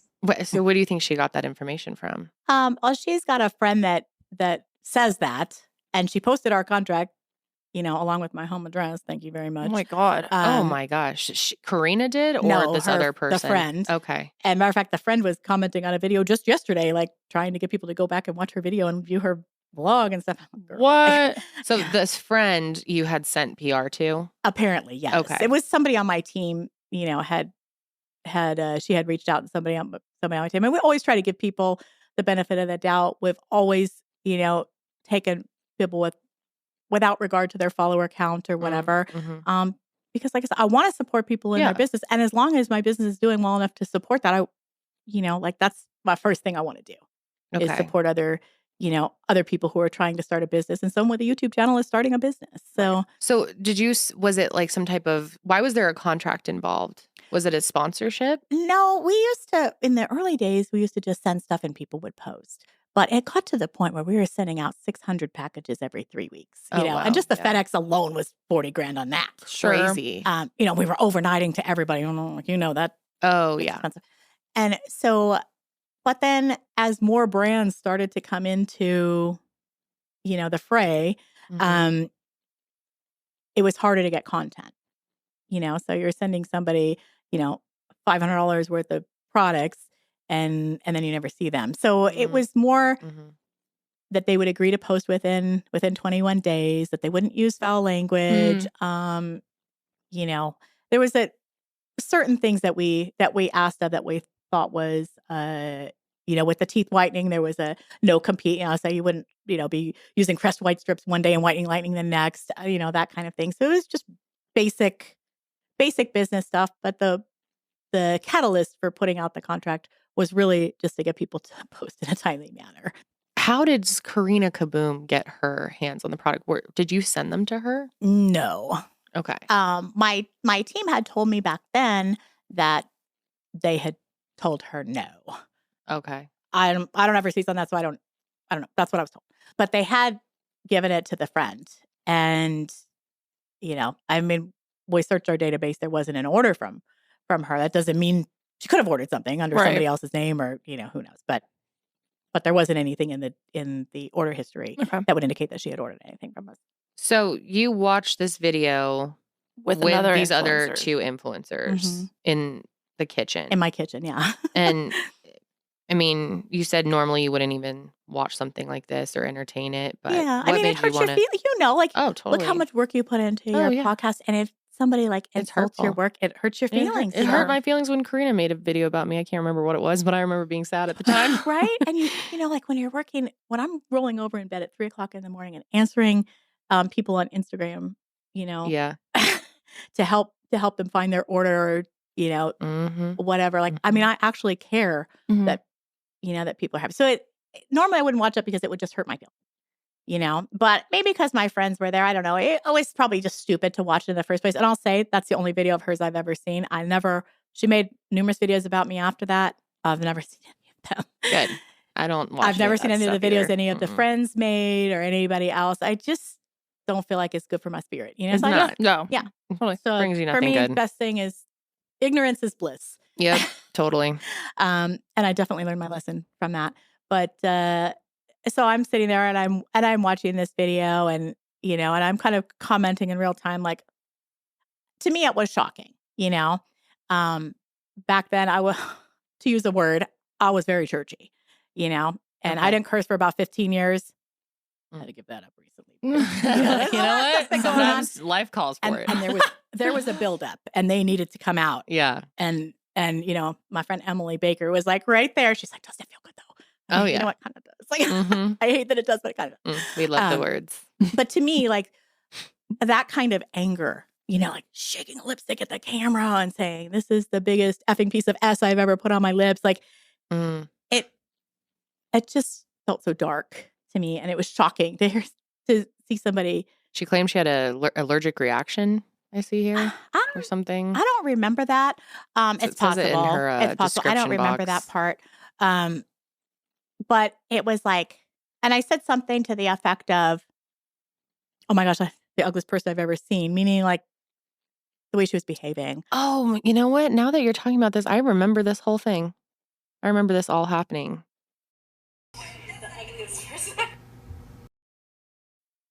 In real Right? time? Yes, I vaguely, very vaguely, but I remember. So they went and posted the video to Yeah, so Snapchat. When I looked up, I saw the phone and this person's hand. I'm like, oh my God, don't you dare post that. Because I didn't realize that Yeah, that they were thought it recording. was in And a Snapchat was private. still kind of new then. I had actually asked this person to like help me learn about Snapchat because I didn't really know. You know, I think now when you look forward like 9 years, like, you know, you're at AM, PM or 7-Eleven and somebody could be, Yeah. you know, recording you. Oh, But for sure. back then, especially when you're in your own home and you're hanging out with Yeah. your friends and you're just like being goofy and dumb and, you know, Taking you saying stupid back, stuff, totally. you're like, you're not thinking Mm-hmm. that moment in time is going to Gonna be like be posted. frozen forever and you're going to be, you know, made to look like something that you're really not. Yeah. And so, And you say that you said this in the context of her attitude and how nasty she was being. yes, Not that she was physically unattractive. honestly, I don't think the whole controversy would have happened if I cursed back then. So there's another point for cursing. Okay. Yeah. Because I probably would have just said that she was B-word and that would have been the end of it, you know? Yeah. But somehow, and I had said like, don't you dare post that. And the person goes, oh, no. So, you know, I'm going on like everything is normal. This was like, I think it was a Friday night. And the next day, my customer service person calls me and wakes me up early in the morning on a Saturday. And she was like, hey, someone just like left a comment about something on the company Snapchat. And I mean, we had a Snapchat, but we didn't really post on it that much. And I was kind of puzzled. So I went to our Snapchat and I don't remember there being anything on there or anything that would have been concerning. And right then it went off in my head. And I was like, oh my gosh, this person must have posted this. And I texted them and they, you know, called me. And, you know, by then the 24 hours was almost up and it was like, oh yeah. Yeah. Right. Yeah. I mean, it had been at least like by the time I heard back from this person, because it was several hours before I heard back from them. So by the time I heard back, it was probably like 18 hours of the 24 hours was gone. So at the time, this person, it's public out there who posted this. Yes. Yeah. Okay. So some people out there will know. Yeah. And I mean, I mean, people have said different things over the years. I'm willing to give somebody the benefit of the doubt that it was just a mistake. And, you know, I should have been more careful about what I was saying, even if I, you know, I'm in my home letting my hair down, you know, and it was stupid. But at the same time, like, I don't think the person had poor intentions. I mean, I don't know. Like, I find it hard to believe that unless somebody proves to me that that's who they are, I'm just not going to put that on somebody. That the person very much apologized to me profusely. Okay. Apologized and you know, replied to people's comments saying, hey, you know what, like Jen didn't know. She didn't know that I was snapping her. It was, you know, like, I don't want her to be like, you know, crucified for my mistake. You know, the truth is it was my mistake too. But at the same time, it was just blown into something completely different. Gotcha. So Karina got a hold of this, and you know, at the time she was like a small nail polish review channel. I think she had maybe 1,000 subscribers or so, and that was what kind of turned her into a drama channel. Yeah. And so she made this video, and I know it's got a lot of views. I don't know how many, but she made this video. The owner of Gerard Cosmetics calls me ugly. I've never seen that video, but even to this day, people say, "Well, you called her ugly." Well, no, I said she was an ugly person. There is a difference, and you know, like an ugly person to me is, it's a void on the inside. Yeah, it's not about what's on the outside. So how does this all relate back to Jaclyn? This person made a statement on their Snapchat, and I consulted with my publicist. We wrote a statement that we posted on our blog at the time, and on my Instagram too. And so, you know, like that was kind of it. But in the meantime, there was probably about a good 24-hour period in between where, you know, there was like some hate, you know, coming our way. And I think after the person, made their Snapchat, died off because it was kind of explained like, hey, this isn't, what it looks like. And, I remember them saying like, I'm still kind of new at this and I'm still learning. And, this was a big mistake. And I know that it was a heartfelt apology. Okay. Because the person like had tears and stuff apologizing to me. So I believe that. Okay. So I texted Jaclyn and I said to her, because she had been getting hate a couple of days before, for not disclosing affiliate links. And and she was like under a lot of pressure. And when I was looking back at my text message, I remember I haven't read these things in 8 years. And I literally took a computer that had been through the fire and wouldn't turn on last summer. I don't know why I didn't throw it away. Your recent fire. Yes. Oh, wow. And I plugged it in and that's where I, found these receipts. Oh, wow. And I had a hard time getting the thing running. I got some receipts off and it died again. So it must have been meant to be. Oh my gosh. But when I looked back at the text messages, I was actually texting her the day before all of this happened and saying, hey, like, I'm so sorry you're getting hate and stuff like that. And she was like, yeah, I don't remember what her response was. But then after the Karina incident, I messaged her and I was like, I'm really sorry if you're getting hate because of me. Like I don't ever want anybody to bear the brunt of, my poor decision making or whatever. Right. It's just not who I am as a person. So, and she specifically said, no, I'm not. I've gotten a few questions, but that's it. So you reached out to Jaclyn. Mm-hmm. She says everything is fine. Mm-hmm. And then later that day, you had a few other influencers over for another influencers collab with Gerard Cosmetics. And this is when you get a text message from Jaclyn Hill suggesting that you make an apology for the Karina situation. Well, yeah, it wasn't later that day. It was like 2 months later. Oh, It was okay. 2 months later. Okay. Yeah. And everything was fine, in between. It was like, oh, how much money did I make? Oh, can you send me this person's phone number? Here, can I have this business contact from Right. you?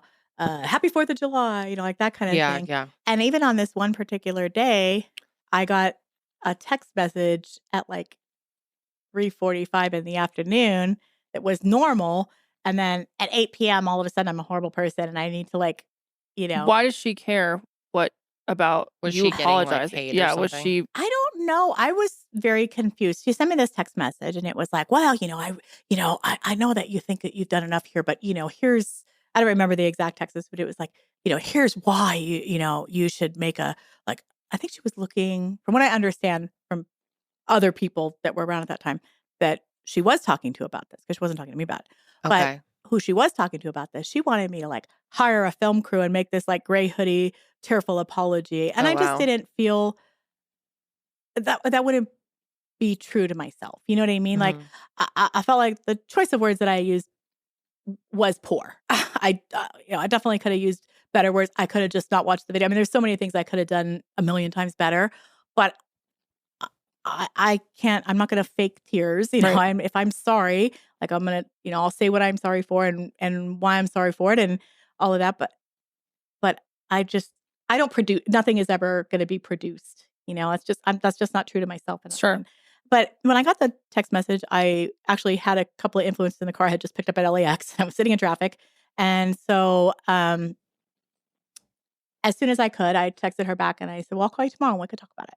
And she's like, well, no, I don't call. I only text. I'm not good on the phone. And I'm like, Okay. who are you telling this to? Because we talk on the phone like all the time. Yeah. So it just felt more like kind of like it's my way or the highway kind of thing was what I was starting to feel like. And so I reached out to her manager, her mother, and I called. Oh, she's her manager? I don't know if she still is. She was at the time. Okay. And she didn't answer. And I hate voicemail. So I didn't leave a voicemail. But I get a text message sometime later that day or the next day saying, well, I see that you called. I'm sure you want to talk to me about this, but, I think you should just text Jaclyn. And I'm like, but okay, but we're not 15. This isn't like 9th grade. Like we're grown women. In business. And this is not the kind of conversation that you want to have over text? Over text. Mm. Maybe that's like the old lady in me. But no, I But I get just that. felt very strongly that it was a conversation that should be had in some form of person, whether it be on the phone or whatever. Okay. Because I feel like, when you text, there's things that can get lost in translation. Like I said, I think mostly I was very confused by the text, but I wanted to hear her out and what she had to say about it. And, like I'm not that person that's not open to hearing other people's ideas, but I also wanted to let her know how I felt about it. And, she just wasn't willing to do that. And I was like, okay, then it's going to have to wait, because I had this launch party, so many things going on. We had a product launch coming and all of these things. And it was just more than I could, I just couldn't deal with that at the same time. Yeah. Let me get through this month and then I'll just book a flight and, go over there and we can talk. And then a couple of weeks later, I received what I would consider an extremely nasty email. And without ever having exchanged a crossword, it seemed very out of place. Okay. It was angry. From Jaclyn. Yeah. There was a lot of gaslighting in it. And she texted me and told me that I just sent an email to you. And she told me what email address it was at. And everybody who knew me at that time knew that I was in church every Sunday from this time to this time. It was like a long day. And to me, when somebody sends me a nasty email and texts me while I'm at church to tell me that they're sending me this nasty email, they are trying to ruin that for me, because you go to going to church, like going to therapy. Right? It's filling up your gas tank. So, so I was very upset, and I picked up and I left church. I was very upset, and I had to really think about it. And I was like, she's being very aggressive, and what I think is nasty. There's a lot of lies in this email, but I don't want to focus on that. I don't want to because it's one of those things where you can make a decision to go point by point and argue with somebody, or you can say, you know what, I'm okay, because she had said at the end, I want to disconnect from your brand. And I was like, that's what she said in the email. Yeah. And I said to her, you know what, really, thank you for everything, and I'm perfectly fine with our business relationship ending. I'll have your name off the website, in a quickness, with some quickness. Yeah. And, I wish you nothing but success, that kind of thing. I had to really, really take a breath and try not to because you can respond to kind with kind. That's how road rage and stuff happens, right? Yeah. And I just didn't want to go there. I just didn't think it wasn't how I wanted to end that season. I felt like it would be much better to just, shake hands and part ways. My feelings were a little bit hurt because I felt like of anybody who really knew me and people who didn't even know me were sticking up for me. So why is this person who really knows me It calls you mama. so quick to, throw me under the bus? It just felt. So what felt was her like main reason for wanting to part ways? Was it the Karina Kaboom stuff? She indicated that in the initial email, but like I said, we were talking about it for the 2 months in between. And she was like, no, I'm not getting hate. No, this is overly dramatic. This girl's something else, that kind of thing. So, so that wasn't the case then. And like I said, it wasn't even the case in the morning of the day that she sent me that first, or the afternoon of the day she sent me that first text. But what I do know that did happen in between was the Becca launch had happened. And do you think they were telling her you can't work with anyone else? No, but she was, we paid her a good amount of money, like I said, for a small brand. But she made multiples of what she made with us in a year. Yeah. With That was pretty Morphe big. on just the Jaclyn Hill Favorites palette. Yeah. And she, shared with me what she was earning. And it was this, like I said, a significant multiple of what she had earned with us in an entire year. And I think it was just to the point where, I can cut her loose. I got something better. I feel like it was more like that. And the Becca launch had happened in early July. And so This is for Champagne Pop, her highlighter. yes. And that was supposed to be a one-shot deal with X number of units that were ordered. And that was it.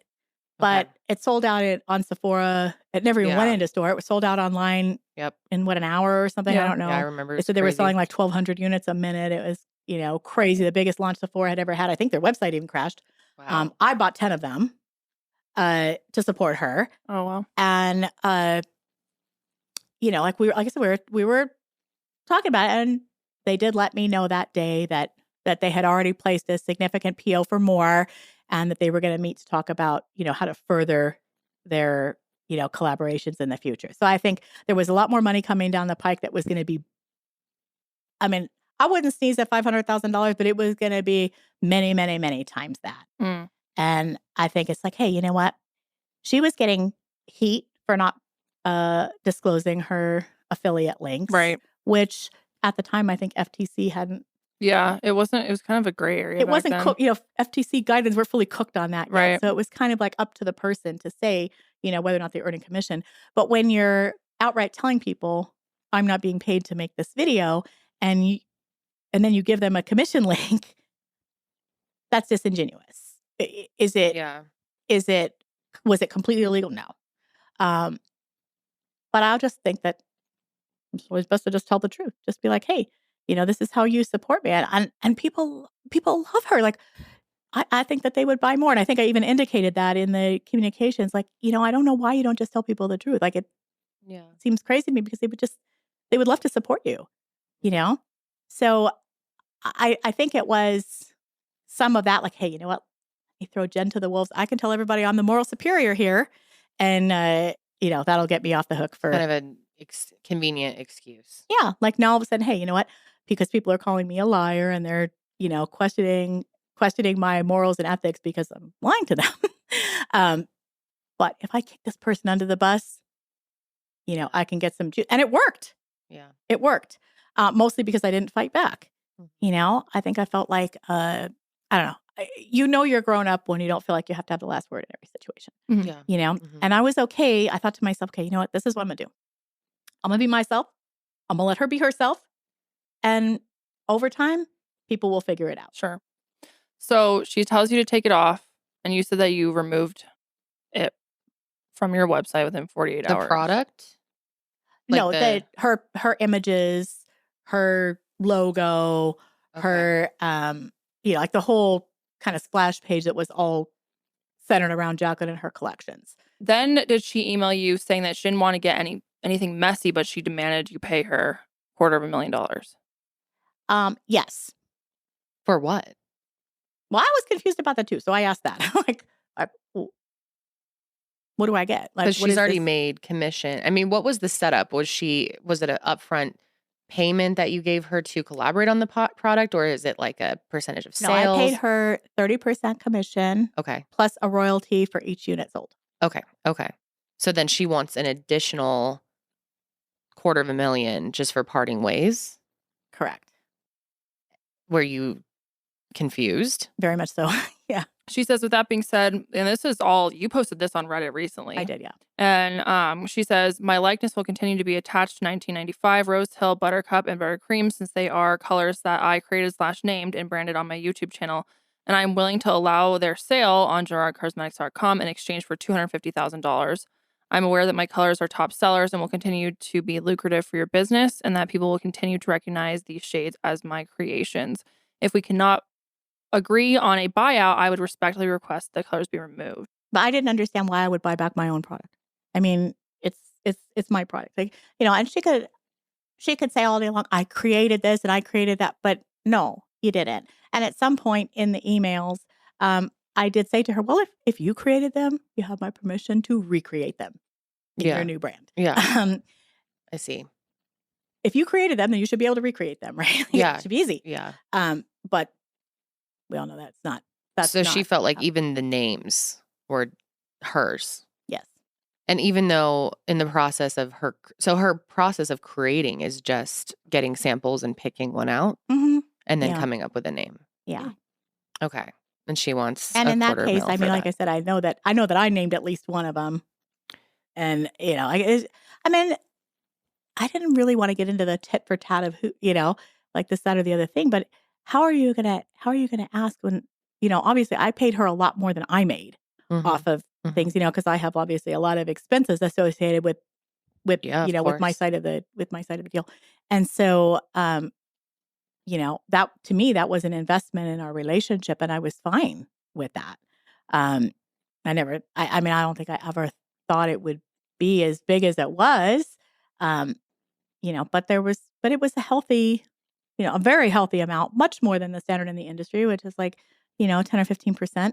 So I felt like I was more than generous. 30%, that's a lot. Yeah. Yeah. And, making products here in the US is a lot more expensive than making products in China. Like, and so, when you're working with a brand like Morphe, where like everything is, well, not every, I guess some of the stuff now is made here, but back then I think most everything was made overseas.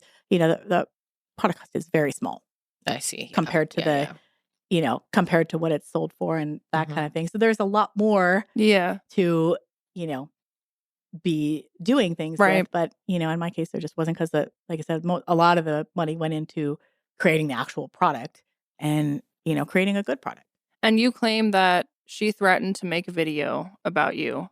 And it never happened, though. She made a Snapchat video.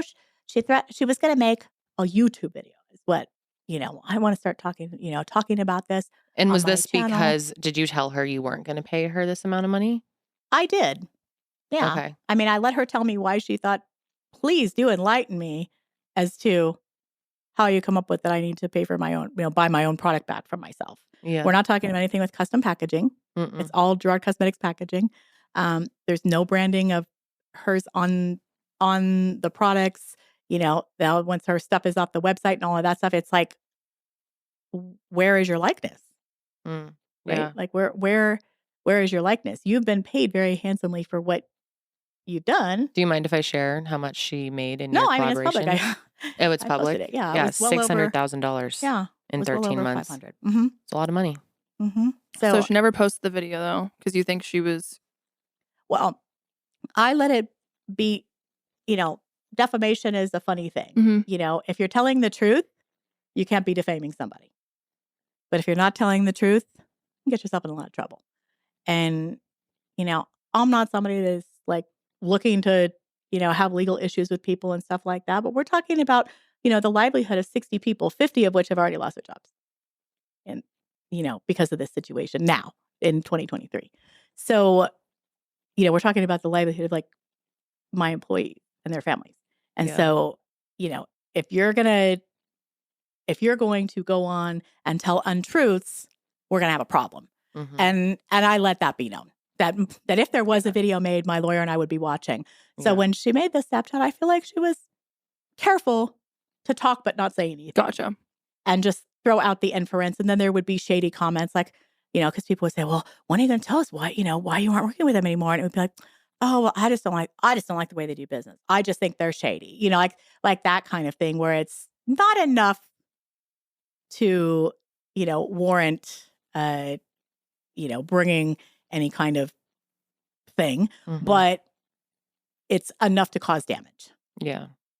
And, I had to just do a lot of breathing when you. Yeah. I mean, it seems very spiteful as someone who you were friends with her, considered yourself part of the family. She calls you Mama Jen. You're a small business owner. Now she's making a lot of money with all these bigger brands. It seems very unnecessary and spiteful to, essentially you think that she was extorting you by saying you either pay me this or I'm going to try and ruin you. It felt like that. And I felt like I was being squashed because I didn't follow her direction and have a text conversation, over this, which, like I said, I just wasn't going to do. It just, like I'm my own person.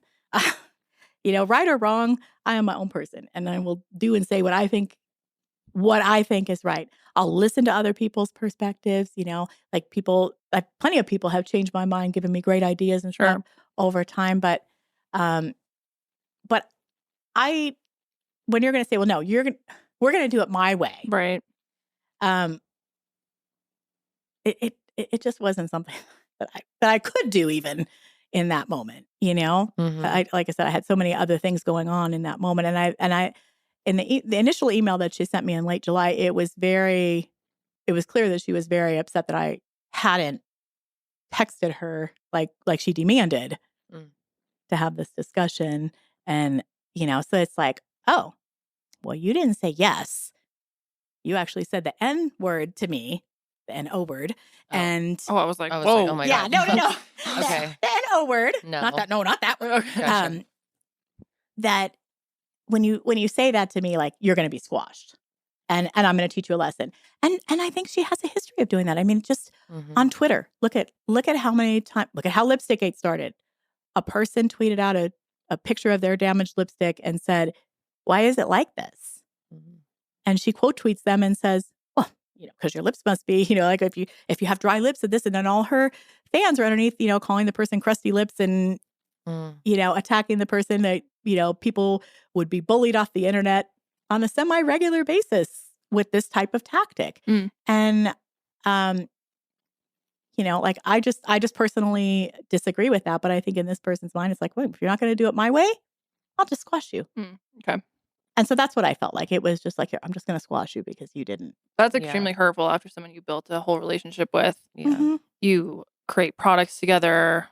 You guys are friends. Building and a then she relationship. kind of, in her eyes, perhaps, quote unquote, outgrew you and then was like, just threw you to the wolves, essentially. Yeah.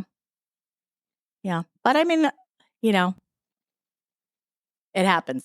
There's, I can't undo it. And just like with the fire, like you can't, everything that happens to you shapes you into who you are. So I don't love what happened. I don't love, like, anytime somebody puts my name into Google, they find articles that are telling lies about me and that kind of thing. Like, I don't like that, but can't do anything about it. It's just a situation that character. It builds your character. Yeah. Back to school shopping is among us. And you know what else is among us? All the chaos that comes along with it. But with DoorDash, you can be first day ready with pantry staples and classroom supplies to make a good first impression without the stress. With DoorDash, you'll enjoy next level convenience with delivery in the hour, making it easier than ever to get your back to school needs fast. All your favorite retail, grocery, and convenience stores are on the app so you can shop everything your kids need for back to school. You can fill their backpacks, their bellies, and the pantry this back to school season and be prepared before the big day arrives. Stock up with on-the-go breakfasts, lunchbox staples, and brands that they love. I love DoorDash. I love knowing that I don't have to leave my house if I need something delivered, whether that's a pantry staple or a full meal. It's just so convenient. You cannot go wrong. So shop DoorDash to get everything you need for back to school season delivered right to your door. Order now for stress-free back to school shopping. Use promo code SESH to get 50% off up to a $10 value when you spend $15 or more at convenience, grocery, or retail stores on DoorDash. That's 50% off up to $10 value when you spend $15 or more using promo code SESH. Don't forget that's code SESH for 50% off your next order. Terms apply. So in August of 2015, Jaclyn supposedly posted a Snapchat that was made while on her trip to Napa with Marlena, Linda, some other people, her mom, and you were supposed to attend, but you chose not to. Is that because Jaclyn was going to be there? Well, I mean, it was something that we kind of all planned together when we had gone in February to help her with her brand. It was something that we planned back then. And this is a trip that Marlena brought up on our show. Okay. Yeah. Okay. And apparently, Marlena had no idea what was being done or said in that moment when it happened. Okay. And she's like, she's apologized to me profusely for not sticking up for me, or whatever. But I get it.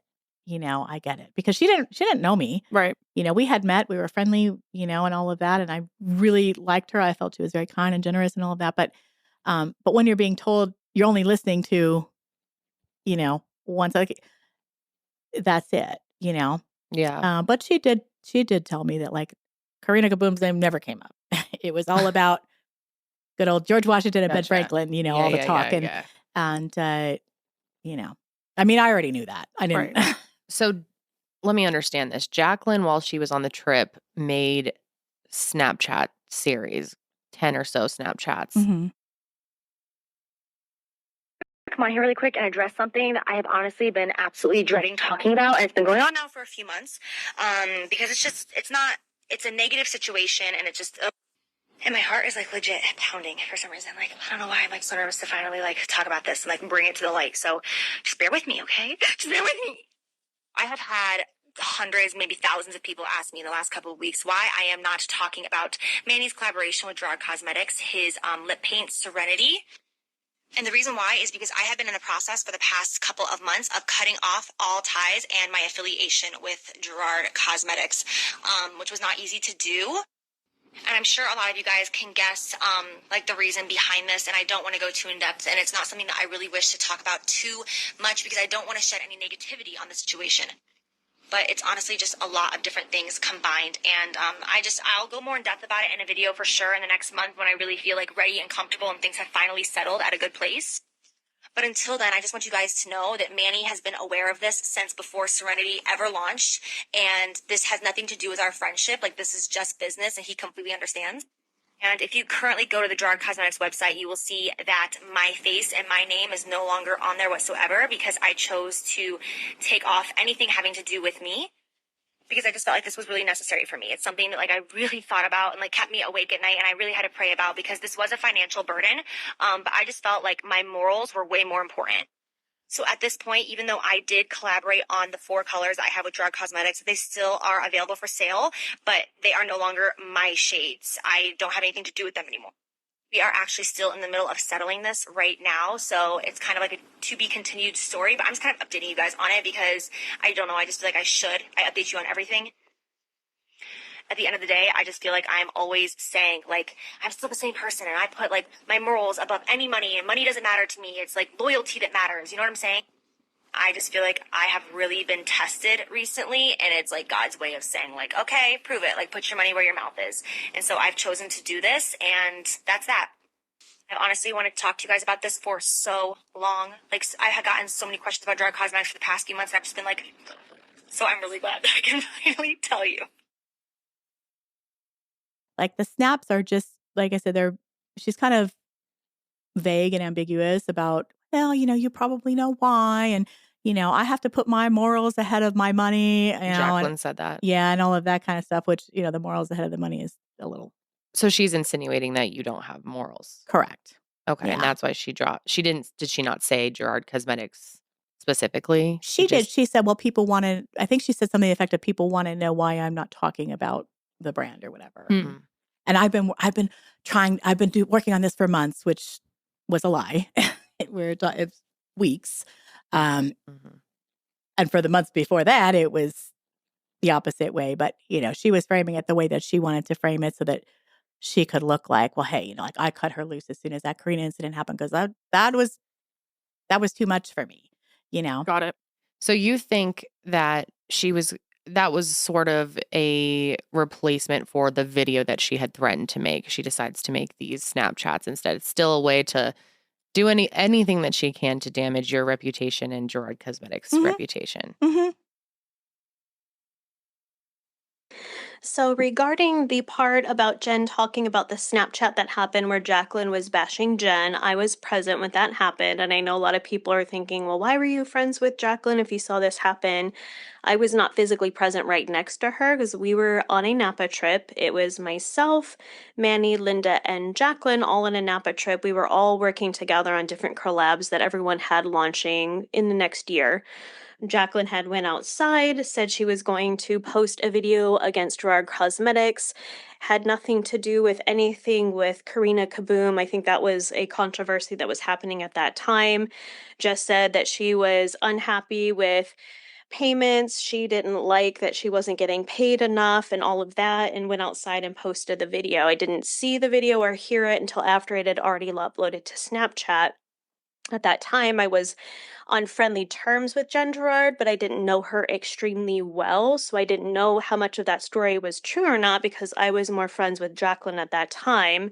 It wasn't until this last year that I found out what was really happening behind the scenes of what Jaclyn was saying to Jen and, sending her demand for $250,000 and all of that, and that's when I realized what the actual truth was. But at that time, I was under the impression that she just felt that she wanted more money and wanted to say something about it and made that Snapchat. But I was physically present there on a trip together when she filmed that Snapchat.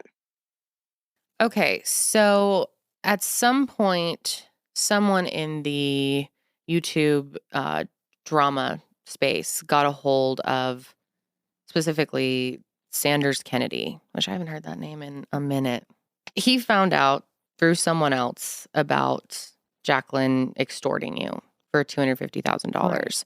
And he had asked you to report on it. He emailed the customer service email asking for a statement. Oh, for a statement. Okay. So I sent him my phone number and asked him to call me. Okay. So what did you tell him? This was like in 2017. And I just begged him not to do the story. I said, listen, like I've worked so hard for the last 2 years to separate my name from hers. And I just really don't want to go back there. It's like such an emotional trigger, there's just still too much.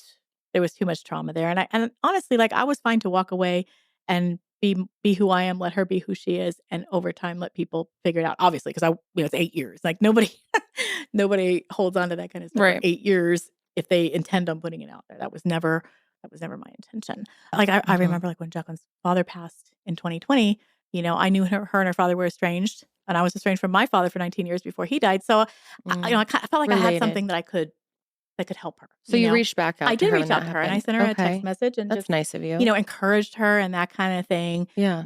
Even after everything she did to me, like I could still find, I still found that in my heart to like reach out to her from the heart to say, like this is going to be okay. You're going to get through this, and over time you're going to find that everything is good with you and him. Yeah. And no response. Wow. But you still are going to try because it's just. Was that over text? Yeah. Mm-hmm. Oh, so she probably got it. Mm-hmm. So will you kind of tell us and our viewers about the vault and the details behind that? Yeah. Because even we're a little bit confused on it. Yeah. I feel like there was a lot of uncertainty at that time. And if you don't understand how production works and stuff, it's very easy to believe whatever people tell you. Yeah. But there was definitely some fishiness with the timeline, because the palettes were already in some Ulta stores. They weren't put out yet, but they were at the stores. So, when you say, oh, we're going to take these off the market and we're going to, I think at first it was unclear, right? If anybody remembers, it was unclear as to whether they were going to fix those palettes, make new palettes. What was wrong with them? Some of the people who received the PR packages had issues with the performance. They were patchy and that kind of thing. Okay. So she was going to pull them and fix them. Yeah, that's what was said was that I think we're just not going to launch it. Some people had bought one at like a pre-launch event or whatever. And I just remember that the timeline from, when they said, oh, we're going to pull all these, we're going to start, we're going to start over. I think at first it was said, if I remember correctly, it was said that they were all destroyed. And then it was said that they were sent back and repressed. Okay. So in order to send something back to China and repress it, first of all, you've got to collect them from the ends of the earth. So, if you work with big box stores or retailers stuff, that nothing happens with a quickness. Nothing. So just getting those pallets back to a warehouse where they could be picked up and even airshipped back to China would take a couple of weeks, minimally. Then you have to send them back, literally open every single pallet, repress it, right? Yeah. Clean it, because there's going to be, residue and stuff everywhere. And I mean, how are you can't repress the shades in the pallet. Right. And I remember that at some point, somebody took one of those pallets and took it apart to get the shades out. It wasn't one where you could just pop the shades out. You had to literally like rip the packaging apart. But we were told that they reuse the pallets to be eco-friendly. But there's no way to reuse the pallets because you'd have to tear there's video somewhere on the internet of people tearing the pallets apart to get the shades out. So if you have to tear the pallets apart to get the shades out, how are you going to use the same pallets and repress them? And then the other thing that was odd, because people like, people like my friends and stuff would ask me, hey, like, how does this work? And they send me pictures and there's like a new ingredient list, like taped over the old one. So you believe that she didn't reuse them and just recreated them and tried to pull it off as such? Well, the other thing was that there was somebody on Twitter, I think, that had the import records. Oh, wow. And so the original import records show them coming to LA, but there was never new import records showing them coming back. Anything that comes into the United States from another country, a shipment bigger than, let's say a bread box, for instance, is going to have a record because you have to have a customs broker to ground the shipment. And that never materialized. So if they had gone back to China and come back to the U.S., there would have been a paper trail to show it. Okay. And that didn't exist. And then, like I said, just the timeline alone with the amount of time that it would take to do what they claim they were doing, absolutely impossible. And I think back in that time, Kevin James Bennett had pointed that out, as I recall. Like I said, you wouldn't be able to smell the BS unless you had a little bit of working knowledge of the industry, production, how things work and things like that. So it seems to be a consistent pattern with Jaclyn is she will say things to her audience that unless you work in the industry, you wouldn't understand. And so she's able to manipulate the truth to people so that they don't actually understand, what's happening. Yeah, I mean, I think, look, if you're an honest person, if you're trustworthy, you are going to trust people, right? Yeah, That's yeah. how it works. Mm-hmm. And whenever somebody's, I was always saying, oh, you're lying. You're calling everybody a liar. Guess what? They're probably the one that's lying. If you're with a man who's always accusing you of cheating, girl, I hate to tell you, he probably cheated. Like that. Yeah, for sure. That's just what it is. So it's one of those things where, you only think that if it's not what's happening. So do you feel like Jaclyn damaged your brand? Oh, 1,000,000%. Okay. I mean, I think that most likely her intent was just to squash me like a bug and put me under. And honestly, all the other brands that she's worked with after me are gone or in bankruptcy or whatever. And I'm the only one that's still here. I don't know why. I feel like at times I'm hanging on by a thread, but I'm still here. When's the last time you spoke with her? Would have been early July 2015. Because isn't it Becca? Aren't they now going out of business? Or They went out of business. I want to say it was 2021. Yeah, okay. I think they're Yeah. good. Oh, they have been. 2021 September. Okay. Yeah, I They've was been really out. bummed because I really thought that was a great brand. But, there was an issue with that too. And, when you're taking a whole bunch of pallets off the market, that costs money. So she's damaged a lot of people's brands over the years. I mean, it's like getting up 5, 6, 7 multiple brands at this point. I mean, we've talked about several of them, heard some things just behind the scenes. We're also going to be talking to Gaby and how she also damaged Gaby's brand. Yeah. Is there anything that before we move on to Gaby's story, is there anything that you would like to say to Jaclyn if she were to happen to listen to this? I doubt she will, but what I would say is that she's far too talented to be dishonest. Just tell people the truth and let them deal with it. Enough people love her, have loved her over the years. If that's all they've asked of her, is just be honest. But for some reason, I mean, and when you see people who lie about things that aren't even important, it's, ridiculous. Like lying about, going upstairs to the Ulta at the Woodfield Mall or whatever. Yeah. That whole even thing there was until very interesting. So so many years for later. those of you who don't know, in her recent video about closing her brands, she talked about how when she was on food stamps, she would go up to the Ulta on her lunch break in the mall. What's it? The Winfield Mall? Is that what it's called? Something like that. Yeah. Something. And she would walk up there to the Ulta and look at everything because she couldn't afford to buy it. Turns out there's no Ulta there. Or there wasn't at the time. There's one a mile or so away. I don't know, it's because I live with Dustin, but there's one a mile and a half away that opened in 2019, but she would have worked there, I think, in 2012 or 2011. So, it's like when you lie about things that are stupid, that don't even matter, like, how can anybody trust you on something that does matter? Do you think there's a way for her to apologize and to fix some of the things that she's done if she were to really own up to things? Everyone's worthy of redemption, and especially if you right some wrongs and realize it. I think it's easy to get caught up in money and fame, and sometimes people lose who they are. Do you think there's a way she can get back to who she was and to make things right? I don't believe that who she was. I believe that who we see is who she is. Okay. And that the money just set it free. People say, money changed that person. I believe that money just set it free. But at the same time, anybody can make a change for the better. And even with the mess with the lipsticks, I never said anything negative about Jaclyn. If people ask questions about production or things like that, and I could dispel, some of the untruths that were being put out there, I would do that. But I never said anything negative about Jaclyn. I never disrespected her. I just said, look, I just wish her the best. you know? And so, and I genuinely loved her, you know, and sometimes like you genuinely love somebody, but it's just not, you know, Who you the think, relationship just yeah. isn't what you think it is. Right. And so I feel like that is just something that I feel like she still has so many people who love her, so many people who root for her, so many people who want to see her succeed. And I'm one of those people. And I know Marlene is one of those people too. Yeah. Marlene is very forgiving and she is.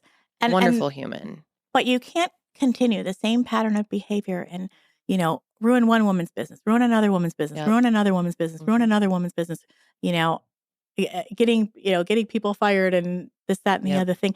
You can't continue that behavior. Like I said, at this point, if I don't say something, it's on me. Yeah. You know, because the next Kaylin who's postpartum and having to deal with this kind of crap, it would be on me because I know the truth. Never shared your story to warn other people. Yeah. I mean, I feel at this point, she's decided that that's who she's going to be. I truly hope that she changes her mind.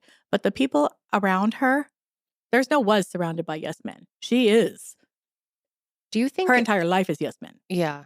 Do you think that if she were to apologize either privately or publicly to some of these women that she's hurt over the years, that you'd be able to accept that? And if you felt it was genuine? Of course. Yeah. 100. Absolutely. Would you appreciate like a public apology, just being honest about the people that she's hurt who have made their stories known? I think if she's capable of that, absolutely. I'm not sure if she is. Like, I really hope that she is. I'm not so sure, but I'm willing to leave room for the possibility. In a perfect world. And if it happened, I would be the first one to stand up and clap. Yeah.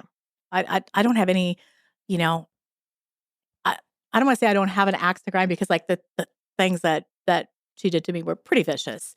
But at the same time, I'm not invested in canceling anybody. You know, I've been canceled. It's not fun. I'm not invested in canceling anybody. But at the same time, I think, you know, as a community, if we want things to get better, you know, you've got to get the truth. The truth has got to come out first, and then the healing can take place. I think it would do wonders for her if she just, I mean, not even just for her career, but just for her soul to just own up to some of this, to recognize what she has done to so many people. I mean, it's crazy how many people have been hurt by Jaclyn Hill. And, you know, do you find it strange that her audience, she still has such a loyal fan base who defend her with absolutely everything? I think that she's very adept at making herself the victim in every possible situation. Yeah. And I think that there's people who, you know, who can identify with that because they've legitimately been a victim of something. And so, I mean, I think that people, anybody that is savvy in any way of the world should be careful before they spend money with her for sure. Yeah. But I think that there's people who just believe it. They're just on it. And I don't blame them because she's very, she's convincing. I allowed her to gaslight me more than once. And I took responsibility for something that she did to a big Instagram influencer back in early 2015 or late 2014. Can you tell us anything about that? Yeah, there was remember Vegas Nay? Yes, vaguely. Yeah. Okay. One of the nicest women on the earth. Honestly, like I think her and Marlena are cut from the same cloth. Just kind, generous, beautiful, amazing. And we sponsored some of her events that she did, her Stardust tour in Las Vegas. And I was like, hey, you know what? We're going to sponsor this. And at the time, you know, she was still like really working to grow her channel. And I think she had hit 1 million subscribers. But at the time, I think Naomi had like 6 or 7 million on Instagram. And Naomi is Vegas Nay. Yes. Her and her husband, Lee, they were like, listen, if she wants to like come and teach a little class or whatever at our event, we'd love to support that. You know, we'll promote the hell out of her. And in fact, they did make some introductions for her to like some magazine editors and stuff like that. And, you know, and then a couple of weeks before the event, they posted on their Instagram, you know, like a kind of like Brady Bunch box of all the people that were going to be in part of the event. And she was like, well, I never said I was going to do that. Mm. And I'm like, well, but yeah, you did. And she's like, well, no, I didn't. And I was like, well, God, I'm so like, this must be me. And I had to go and apologize to Leah and Naomi and say, oh my God, I'm so sorry. Like, Yeah. I swear, like, I thought she was on board, but now she says she can't do it and blah, blah, blah. And I really felt horrible about it. But when I was looking back through my text messages, I found a message where she said, count me in 100%. You did. Wow. And then 2 or 3 months later, she was like, well, I never said I would do that. Mm-hmm. And so, like I said, I let her gaslight me. Yeah. And I took responsibility and I felt horrible, because like it was embarrassing for Naomi. And she shouldn't have had to go through that. Just and another person. I thought it was me Yeah. that did it. And it wasn't until, because like I haven't looked at any of these things since they happened. Mm-hmm. Haven't read any of the emails or anything. And now when I read them through a different lens because I know what's happened. And I know that like things were planted in places certain ways so that they would look a certain way. And like I said before, she is extremely strategic. There is not a syllable that comes out of her mouth. There is nothing that is posted on social media that is not very strategically thought about, right down to the wording of every single thing. So I don't know. Like I said, she's so gifted. She's so gifted with that. I mean, but I would love to see her. Like she's very talented. I'd love to see that talent put to something truly good. Do you think that with everything, and there's a lot that Jaclyn has done over the years in this space, that it has in any way damaged the beauty community? I think everything that has happened that's negative damages the beauty community. Not her alone, of course. There's many contributing factors. Do you think Jaclyn is a contributing factor to the lack of trust with the average person trusting big influencers or?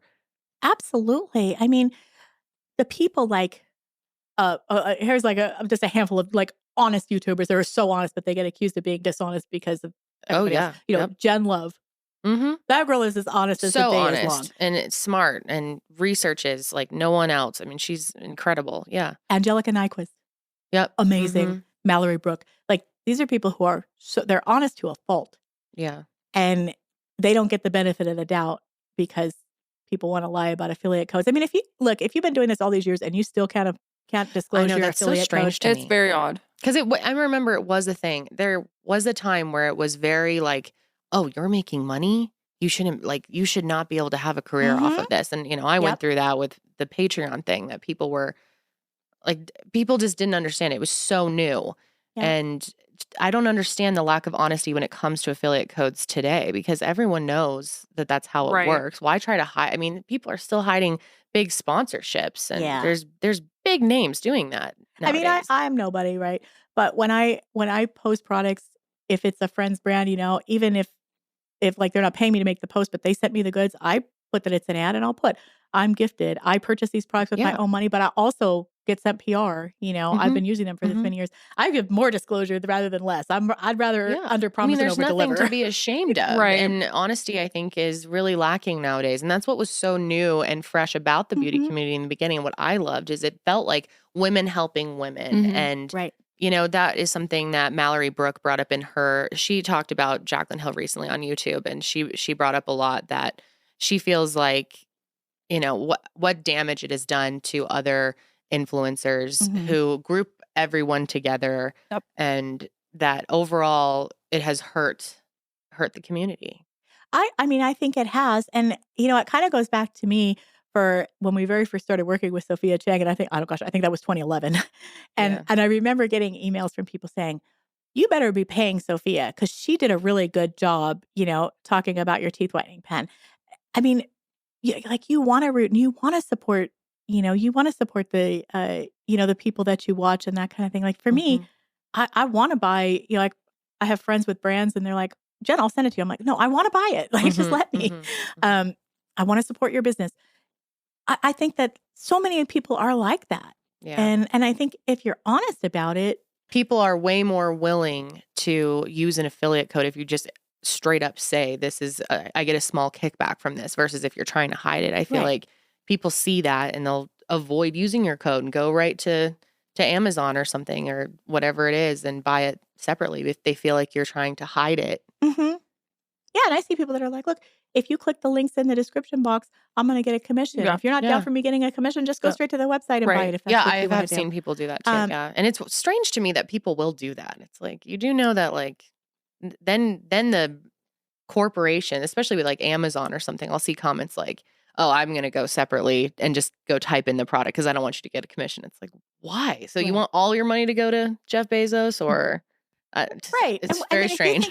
If you think about the business that you have here, right? You have how many channels? You have several channels. Mhm. You have office space. You have employees. Oh yeah, we have a huge and amount on of every expenses. scale, that happens. Even if you're somebody that just opened an Instagram and you got your first 10 followers, that are your mom and your best friends or whatever, the people you went to high school with. You still have expenses on your business because if you go out, you want to do back in the day, you do a review of the Naked palette. You got to go buy that palette. It's $40, right? All that stuff costs money. And so I don't understand the people who are against people on social media making money. Yeah, I don't get it either. I don't really get it. I just think like, just be honest and let the chips fall where they may, if money doesn't make you, money can't take you away. Right? It's that, I don't know. I've never understood that. But when you can't get past doing that's the law, right? How are you expected to be, if you can't be honest about little things, how are you going to be honest about big things? Right. Yeah, right. It's true.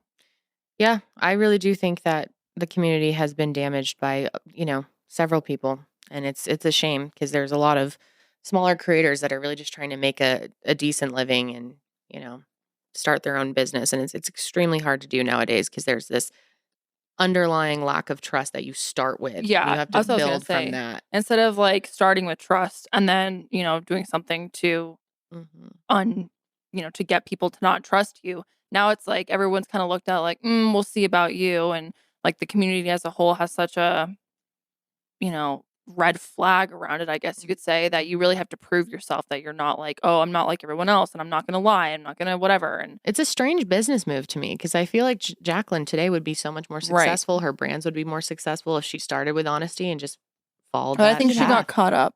Even with the Kaylin situation, she had like the slow pitch served to her to hit a perfect home run because here's this woman, right, who's newly had a baby, a brand new mom, and what would it take to relabel the goods?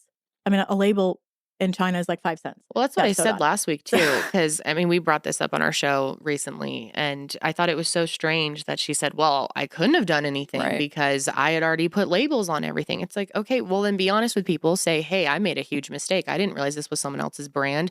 I can't change the labels on it."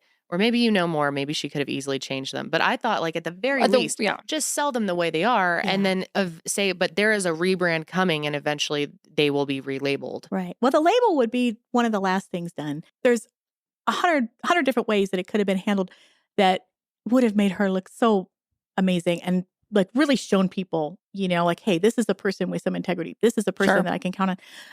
Just saying, reaching out to the person and being like, hey, you know what? I didn't know this. And, legally I'm within my rights to trademark this, which she never did because there's another company that has that, has that trademark. But just to reach out and to say, hey, you know what? These are going to say this on the first run, but on the next run, we're going to change it.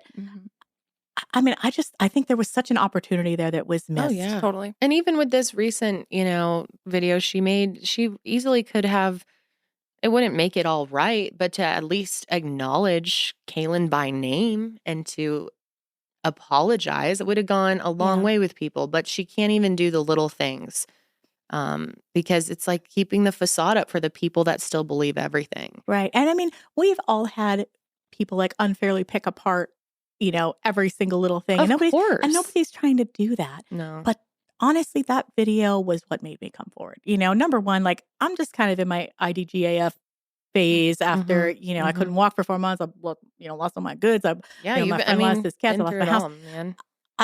I'm in a different place than I've been in other, areas of my life. But listening to that video and the gaslighting and, just the lies, it's infuriating. It is. And, I sold you lipsticks with issues, but feel sorry for me. Mm-hmm. Like I did this, but feel sorry for me. I did this, but feel sorry for me. Like, of course, like I think everybody felt sorry for her when Lipstick Gate happened because that's like Yeah, it was insane. an incredible, embarrassing thing. And no matter what she does in life going forward, like She'll be people known for that. are going to know her as the hairy lipstick girl, and Yep. and I know how that feels, and it's not fun. So like I think everybody felt for her, and she could have stood up instead of deleting her social media and disappearing. She could have done things so much better. And I'm not trying to pick apart anything because you do what you do and you have to live with the consequences of what you do, right? Mm-hmm. But at the same time, when somebody consistently has options that are good or not so good, and they consistently choose the not so good, that's their character. Yeah. Unfortunately. Right. Yeah. Well, Thank you so much for sharing all of this. Yeah.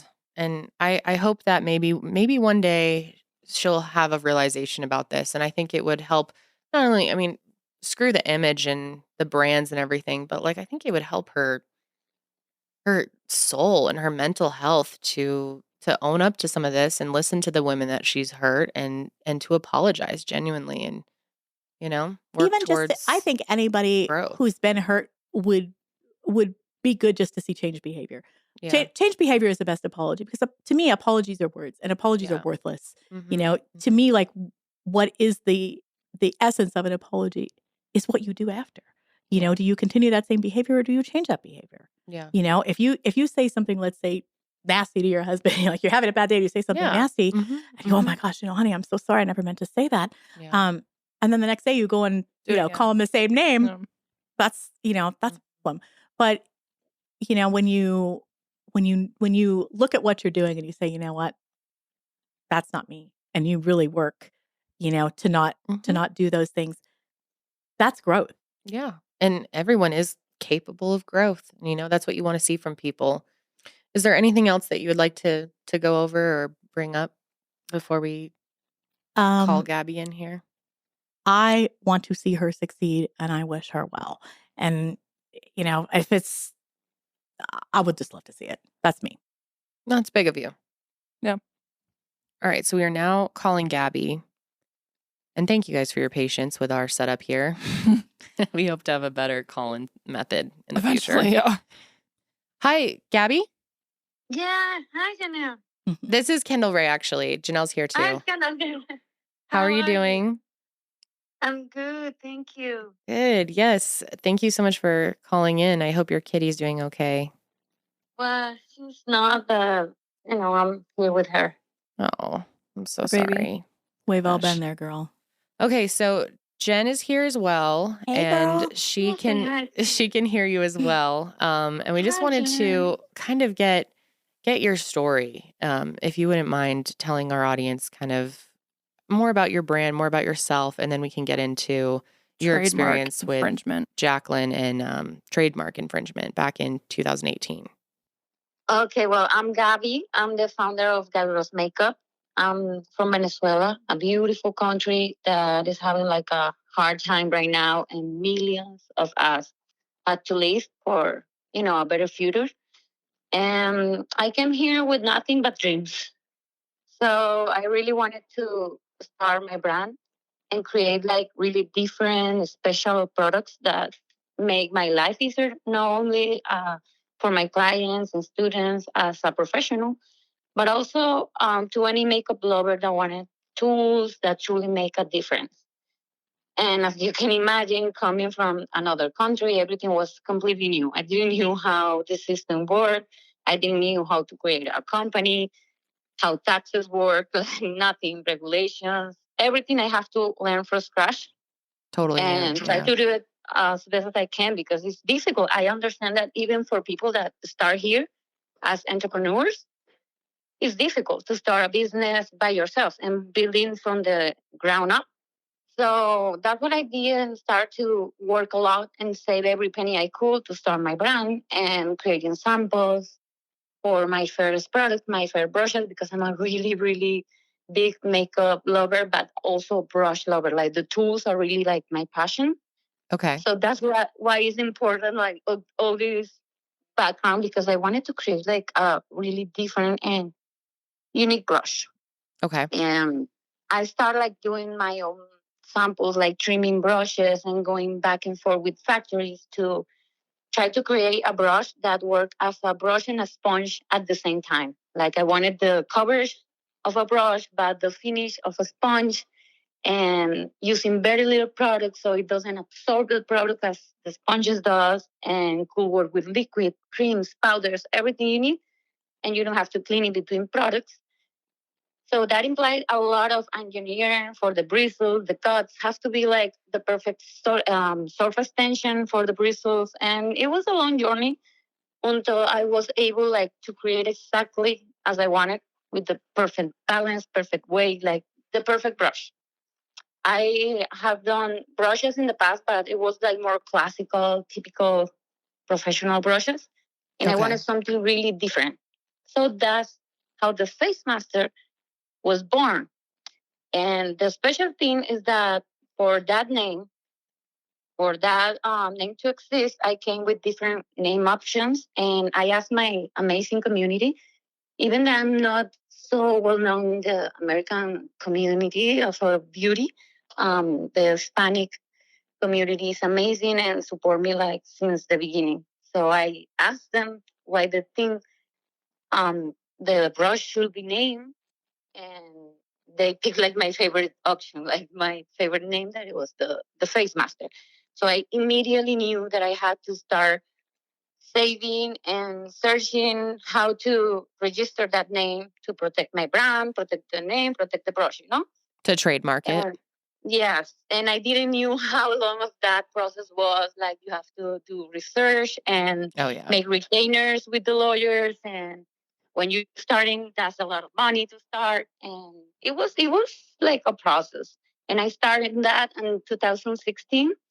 And I was able to get the trademark in 2017. That was when I got my name registered, the Face Master, and I launched my brush. That brush reached like very well-known influencers and makeup artists and celebrities. And even for me, as a smaller brand, I was really, really excited about that. I even won Brushes of the Year in 2018. Yeah, and I see that you worked with a lot of big names. Makeup by Mario, huge.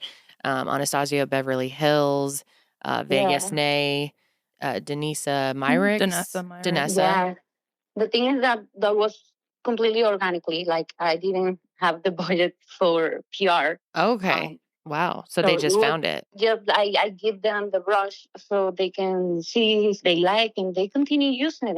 And they couldn't promote me, like, let's promote this business, that they use the brush, and all the time you can see in the videos and the tables when they're working in that time. And that was really, really exciting for me. That was the thing. Like the brush did really well. It's still my number one seller. But if you want me to go like to the trademark issue, it was in the same year, 2018, when Jaclyn did the collab with Morphe. And of course, I don't know if she was aware or not of the name or the trademark, of if I exist or not. I don't know. But what I really know is that I try, of course, to reach them and write messages. And they actually, some people saw those messages and try to help me to get their attention.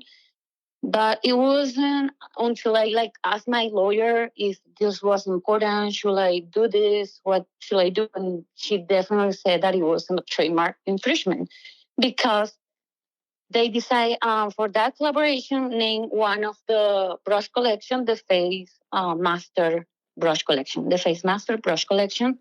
Okay, so it was definitely an infringement there.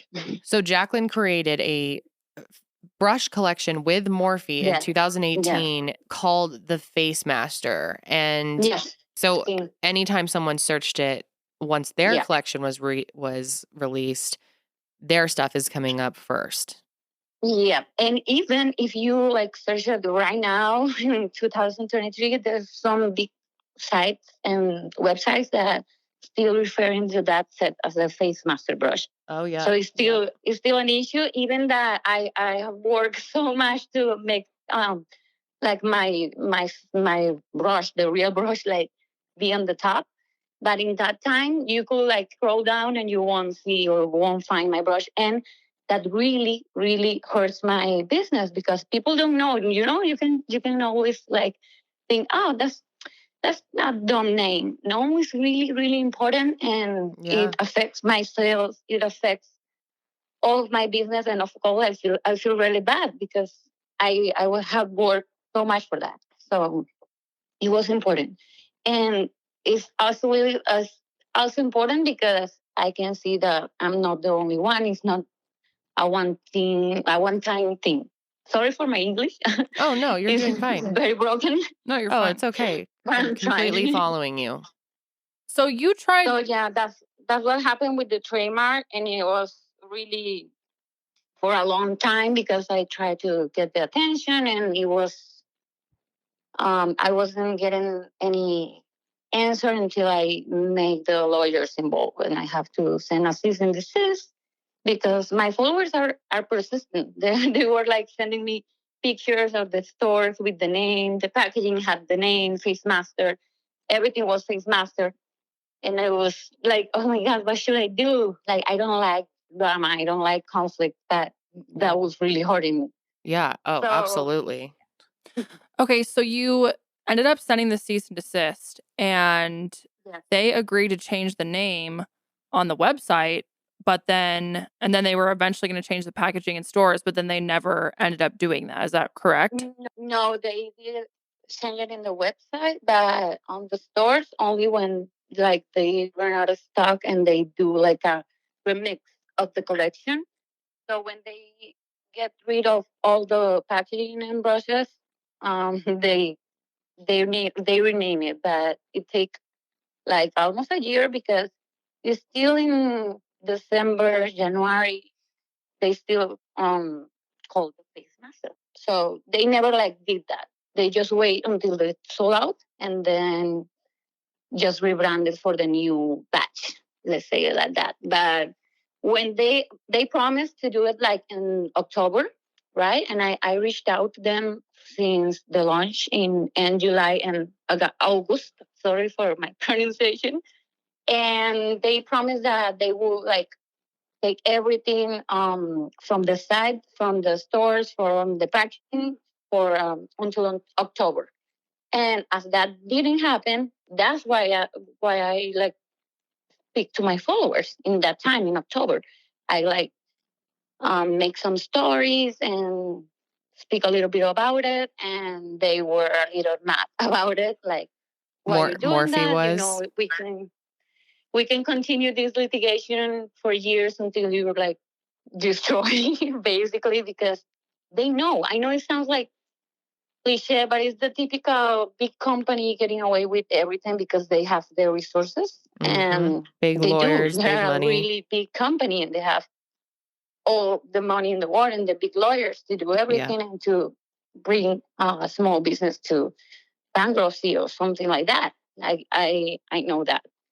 So I basically was forced to let them use my trademark, and they told my lawyer, like, if she don't like it, like, she can continue sue us, and that's okay. Like, they don't care. They really don't care. And that was the issue. The way they handle things is really, really hurtful. And that was what made me really like sad because I worked really hard for that. But you know, you have to decide if you continue your products and your new. I have new launches, and I have to decide like I use this money for lawyers or to continue my brand. Yeah, because it was like that. So of course I decided to keep my journey and just like try to do the best I can because everything here is like learning. I don't know all the answers, but I try to do it like the right way. And I know a lot of people can like get that feeling. Many entrepreneurs must have lived a similar situation when they feel like their hands and thighs and they have all the ways to make things happen. but we can't. We have to we have a limit.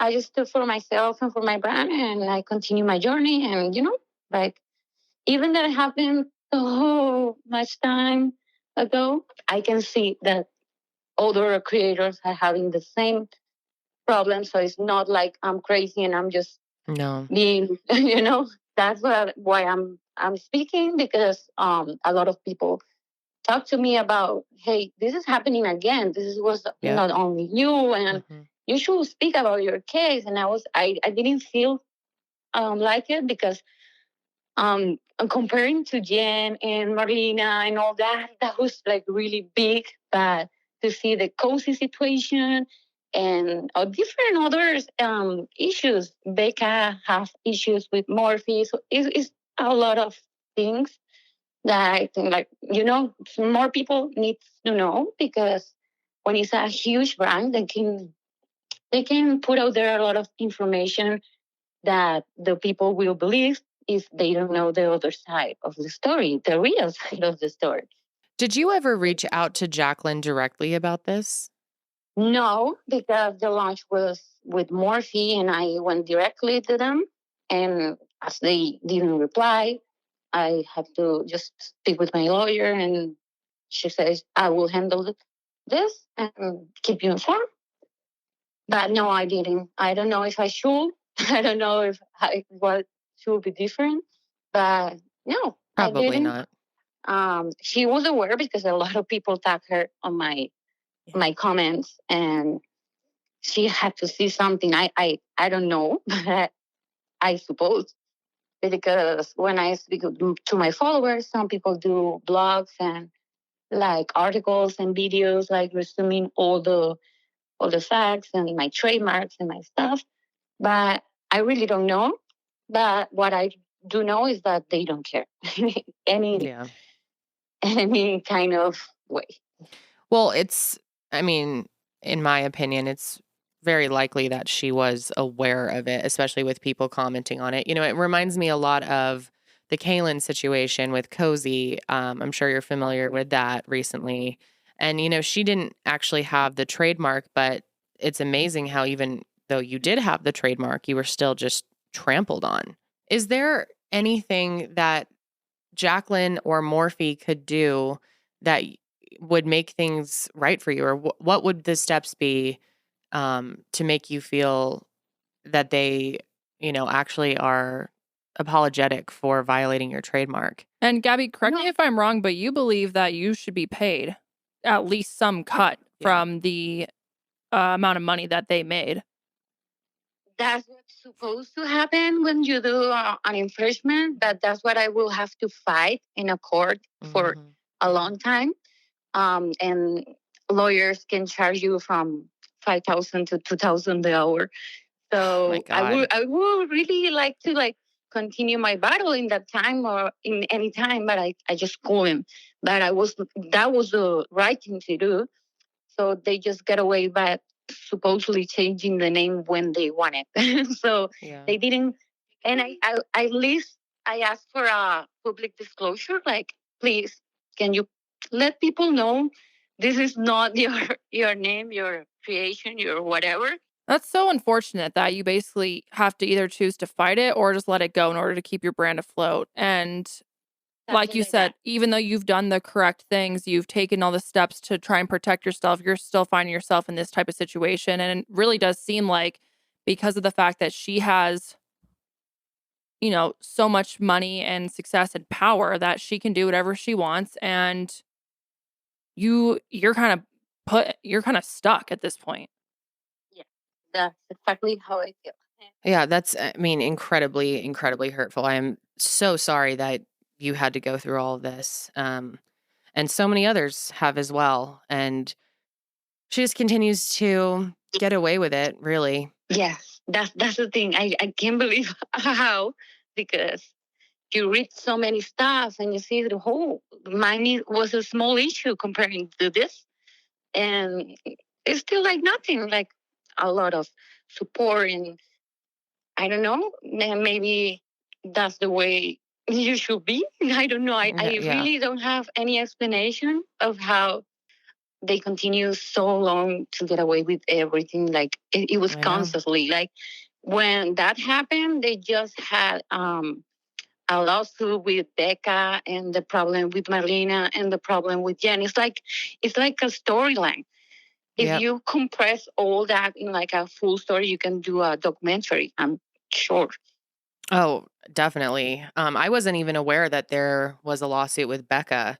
Jen, do you Yeah. know more about that? I don't know much about it. I had heard that there was one.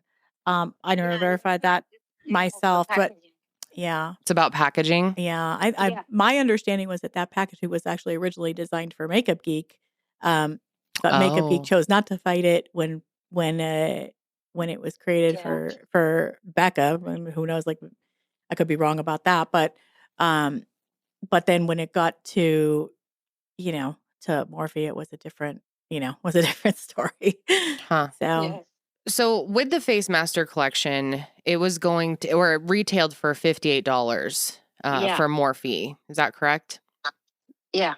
So if they made, we have a full collection that it was like 145 or something like oh that. wow, okay. So if Morphe made 50,000 units at $58 per sale, that's 2.9 million.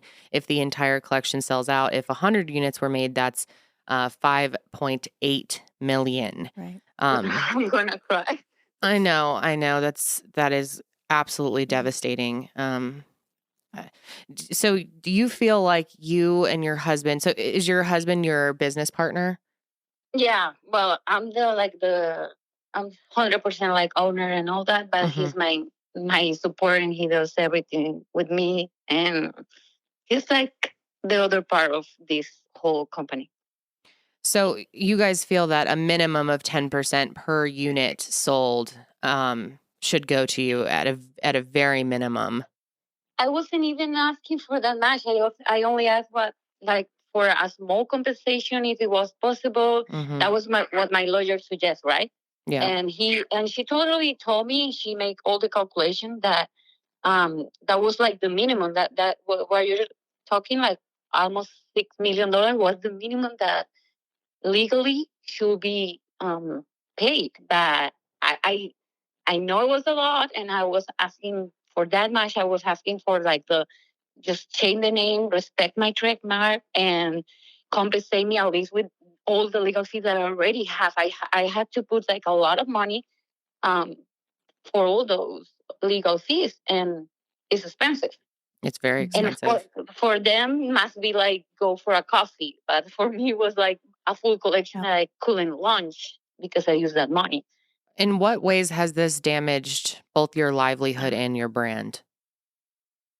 In that specific moment, it was very bad because the flux of people that go to my website dropped down a lot, and I didn't want to, when you're like in negation, I didn't want to think it's for this matter, but it was so obvious. Like, you couldn't find my brush. That was the name. Like, I trademark, like it wasn't everywhere that I do any like ad or something. It was the Face Master. And of course, huge company, huge creative, huge like PR movements. Just speaking about that Face Master collection, totally like buried my brand at that time. So it did affect me a lot on the sales, a lot personally.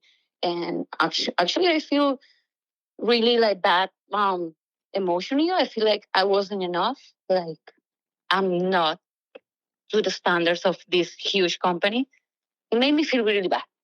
And it really hurt my company. But I really had to like let it go, because what else? Yeah. Just going to continue to drain you financially and mentally. And Yes. If I could, I will continue my litigation because I knew I could win, but I needed the sounds. So it was like, even if I won, maybe half or more will went to lawyers, and I didn't have $2 million to buy that kind of fight. Yeah. Yeah, I mean, it's kind of amazing how many brands, how many women that she has hurt along the way. And I'm sure there are more out there who may not have come forward with their stories. Yeah. It's very upsetting. I'm just so sorry to hear everything that you've been through. It's terrible.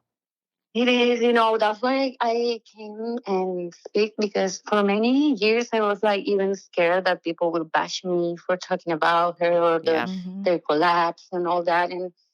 And now just my followers and a lot of people that I didn't even knew they know about all this situation with my trademark.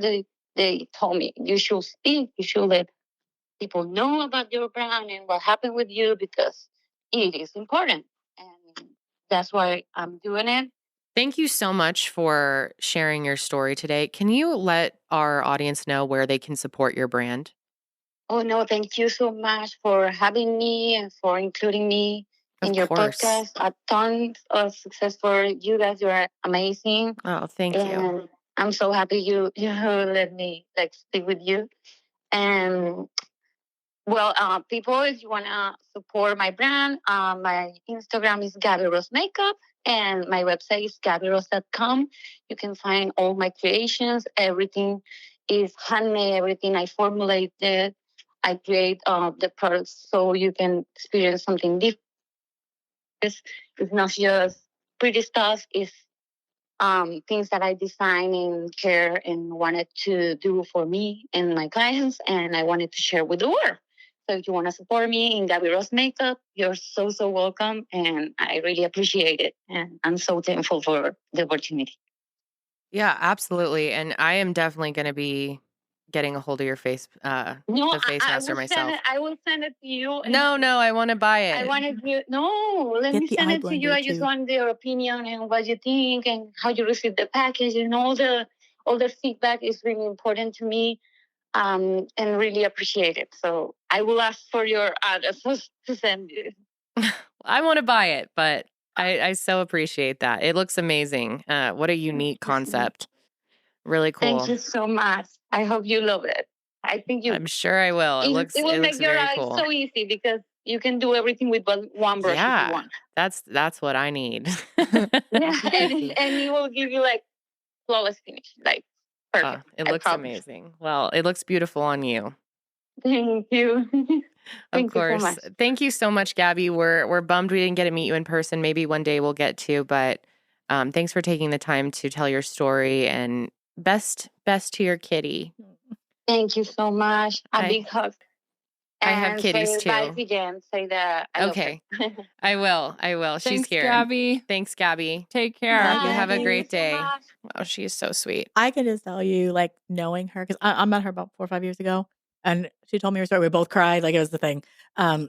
Just to be heard, it means so much. I could tell you for her, especially for me too. But thank you. And see, that's why we wanted to do this. Yeah. And a lot of people don't understand and think it's just gossiping, and it's because, I've been told that I'm talking about Jaclyn because I'm jealous of her. And it's more than that. I mean, we don't like to see other women, especially other women who are business owners and entrepreneurs trying to make it in the world, get crushed by someone that's bigger than them. Right.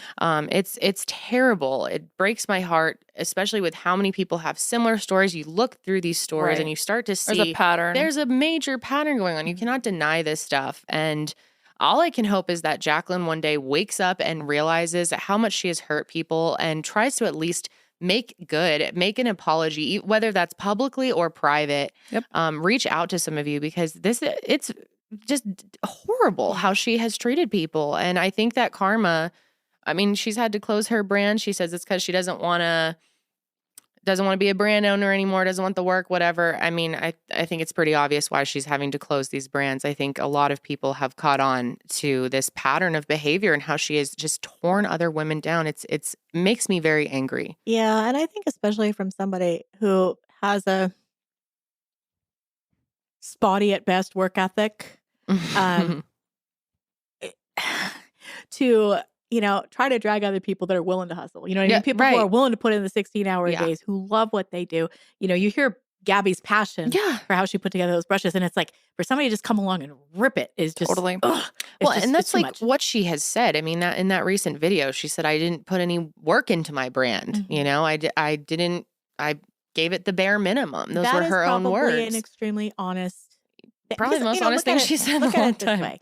If you wanted to start a brand Mm-hmm. and you had 3 CEOs that spent 4 days with you answering any questions that you had at least 2 CEOs that were driving you to suppliers and making introductions for you. Do you think you could put out your brand sooner than 5 years? Yes. And do you think there would be hair in your goods? I mean, like, No, seriously. I mean, it's certainly not. I would hope not. It's very, very strange. There was this comment that was made on Jaclyn's recent video about closing her brand. And it says, this is from, obviously this isn't verifiable. Someone could just be saying it, but I would think that is awfully strange for some rando to say. They say, hearing you talk about how absent you were from Jaclyn Cosmetics is so validating. I worked on Jaclyn Cosmetics via Forma and gave 110% every day to your brand, and you were completely oblivious, did the bare minimum, and what's worse is I couldn't even take pride in working on the brand because it was all about you. Jaclyn working on everything for years and doing it all when it's the farthest from the reality of the situation. I hope you think twice when doing business in the future because you are not the only victim. So, I mean, it's more than just brand owners. There's just so many people in this industry and it's employees that she's heard. And if that was true, imagine being that person and going to work every day and feeling like it's kind of like when my house burned down.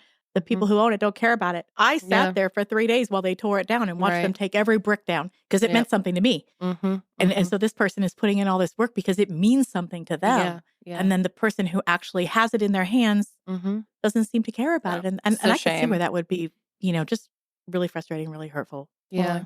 Again, I mean, I really can't imagine being in her shoes and having hurt so many people, having all of this on your conscience, unless she's able to just convince herself she's done nothing wrong or not think about it. I don't know, but that would destroy me thinking about all of the pain that I have caused other people. And for her own sanity, it would be great for her to take some accountability and make some apologies, do the right thing. I mean, I think like if you have a conscience, you're going to feel it. Yeah.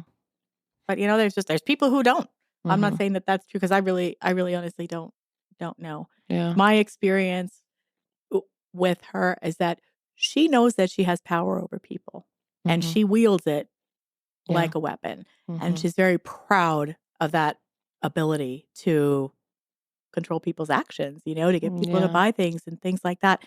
And on one hand, like, it's good to know what your strengths are and to feel good about what you're good at. But on some level, it does get to feel a little dirty. Like when you're laughing, when people are emailing saying that they have $30,000 in credit card debt, for instance, because they're buying everything you recommend. I mean, people commit suicide over. People have emailed her that? Yeah. And it would be like things to laugh about, And I publicly, would laugh. she would on YouTube? No, in private with but you? I mean, like there was one girl who was like, if you recommended kitty litter as lip scrub, I'd say, hook me up, sis. Like, that's funny. That's funny. But when somebody emails and says, no, I have $30,000 in credit card debt because I buy everything you recommend. Like I said, to me, like I That's know being a person who lives in the real world that people that, credit card debt ruins people's lives. Yes. And so that's not funny. She's laughed about that with you. You've seen. Yes. Wow. Yeah. That just speaks to her character. And that's like, beyond her ethics when it comes to her brand. Like that's just an evil thing to do. I remember one time we were at Louis Vuitton and I was looking at a bag. It was a red patent leather bag. And I was like, I was having the talk with myself. Do I really need this? Right? Like, right. It's just one of the, you got to have that talk with yourself when you're absolutely right. And she comes over and she's like, well, what are you doing? I said, I'm trying to decide if I want this or not. Like I've always wanted a red bag and a red wallet. So I have the matching wallet, right? And she was like, well, just buy it. I'll just talk about, my shade for 10 seconds and you'll be able to pay for that thing 10 times over. And it's like, okay, but it's like, do I really, that wasn't the conversation I was having with myself. Yeah, It was more like, do I really need this? And so, like, again, it just kind of always comes back to the almighty dollar. And it's, I don't know. I mean, like I said, money's nice. It's certainly a lot harder to not have it than it is to have it. Yeah. But, I don't think it defines you as a person, and it just, you know, I don't know. There's something in that relationship with some people and money that is just icky. Yeah. I think that's the case. Well, Jen, thank you for coming and sharing your story, and I'm so sorry for all the pain that this has caused you. Like I said, I'm still here, so I really can't, I really can't complain. But you guys are so awesome, and I really thank you for making me feel safe. Of course. I feel like Thanks for trusting us. Honestly, never had planned on ever bringing anything. Well, but thank you for doing that, and I think a lot of people will be grateful that you have as well, because like you said, when you saw other people being hurt by the same thing, it helps to make people know that they're not alone and what they've experienced, and knowing that you support them as well, I think is very important. Yeah, I think, like I said, Gaby and I kind of have a bond, because of that, and and I think Marlene and I have built a bond because of it. I do wish I would have known about what Marlene was going through a lot sooner, because I feel like we could have supported. I'm sure she feels the same way. Definitely. With you. Yeah. She's amazing. Where can people find you? Social medias, all that good stuff. Well, GerardCosmetics.com. We do answer live chats on there. So Yeah, that's awesome. There's a good chance you get me. I have a very small team these days, and I do a lot of things myself. So love that. Jen has some amazing products. She hooked Yes. us up. Oh my gosh, I'm so happy. I'm so excited. I'm going to send you the Hair AF though, because I really want you to try it. So it's a hair growth supplement, but it's like it drops under your tongue. Yeah, it's a homeopathic remedy, and it works. And That's again, so awesome. This lip gloss with the mirror, I mean, that is And just the light. so genius. Janelle and I were just saying how at a concert you could literally bring this out. Right? No, but it's literally if you're so in the smart. club in the dark, you need to apply a your lip restaurant. gloss. Look at that. That nude is just will always be one of my favorites. It's so good. Yeah, been 12 years, still a bestseller. Yeah, Crazy. yeah. I'm excited to try your setting powder. I've always wanted to try a more pink toned setting powder. Oh, there is a pink one too. Oh, this is not the pink one? No, that one's for setting and sculpting, and then there's a blurring. Oh, fun. Yeah, so this one's that's new. this is pink. Ooh, it is more pink. I love that. Oh, that's Oh my God, I'm really excited. Yeah. Thank you so much for bringing those. Yeah, we so appreciate Thank you again. I mean, I appreciate you, and you're so you're respected for a reason. So, Oh, thank you. We really appreciate it. We had a great time talking with you, and yeah, thanks for making the drive. Yeah. And now you got to drive all the way back. Yeah. You know what? It was fun. Like, we're having our Thelma and Louise moment. I love that. We're totally here for it. It's Oh, that's so fun.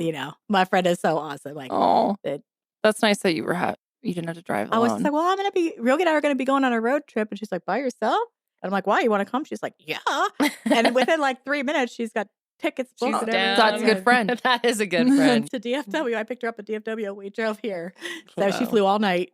Oh, that's amazing. Wow. Yeah. But we've had fun. Good. Yeah, I'm glad. That's good. I'm glad you've had a good experience. Cool. Well, we've had a great time talking with you guys. We want to hear from all of you on your thoughts on all of this. Please support these brand owners who have been affected in the wake of Jaclyn Hill, because, man, there are a lot of them. And we will have, everyone we talked to today, as well as the other brands that have been hurt before, linked in our description box. Honestly, like, any brand that you enjoy their products, especially, smaller independent brands, support them, because they don't have the money behind them. And in these times, you look and like brands are disappearing like crazy. Yeah. Yep. And if there's ones that you care about, support them. Yeah, for real. Definitely. Absolutely. Cool. Well, thank you again, Jen. Yeah. It's been a pleasure. You're so a sweet. great time You guys are talking awesome. with you. Yeah. And yeah, I think that's going to be it this episode. That's going to be it for this sesh. Thanks for hanging out with us. Thanks for hanging out with us. Thanks hanging out with us. And we will see you on the next sesh. But until then, keep it fresh.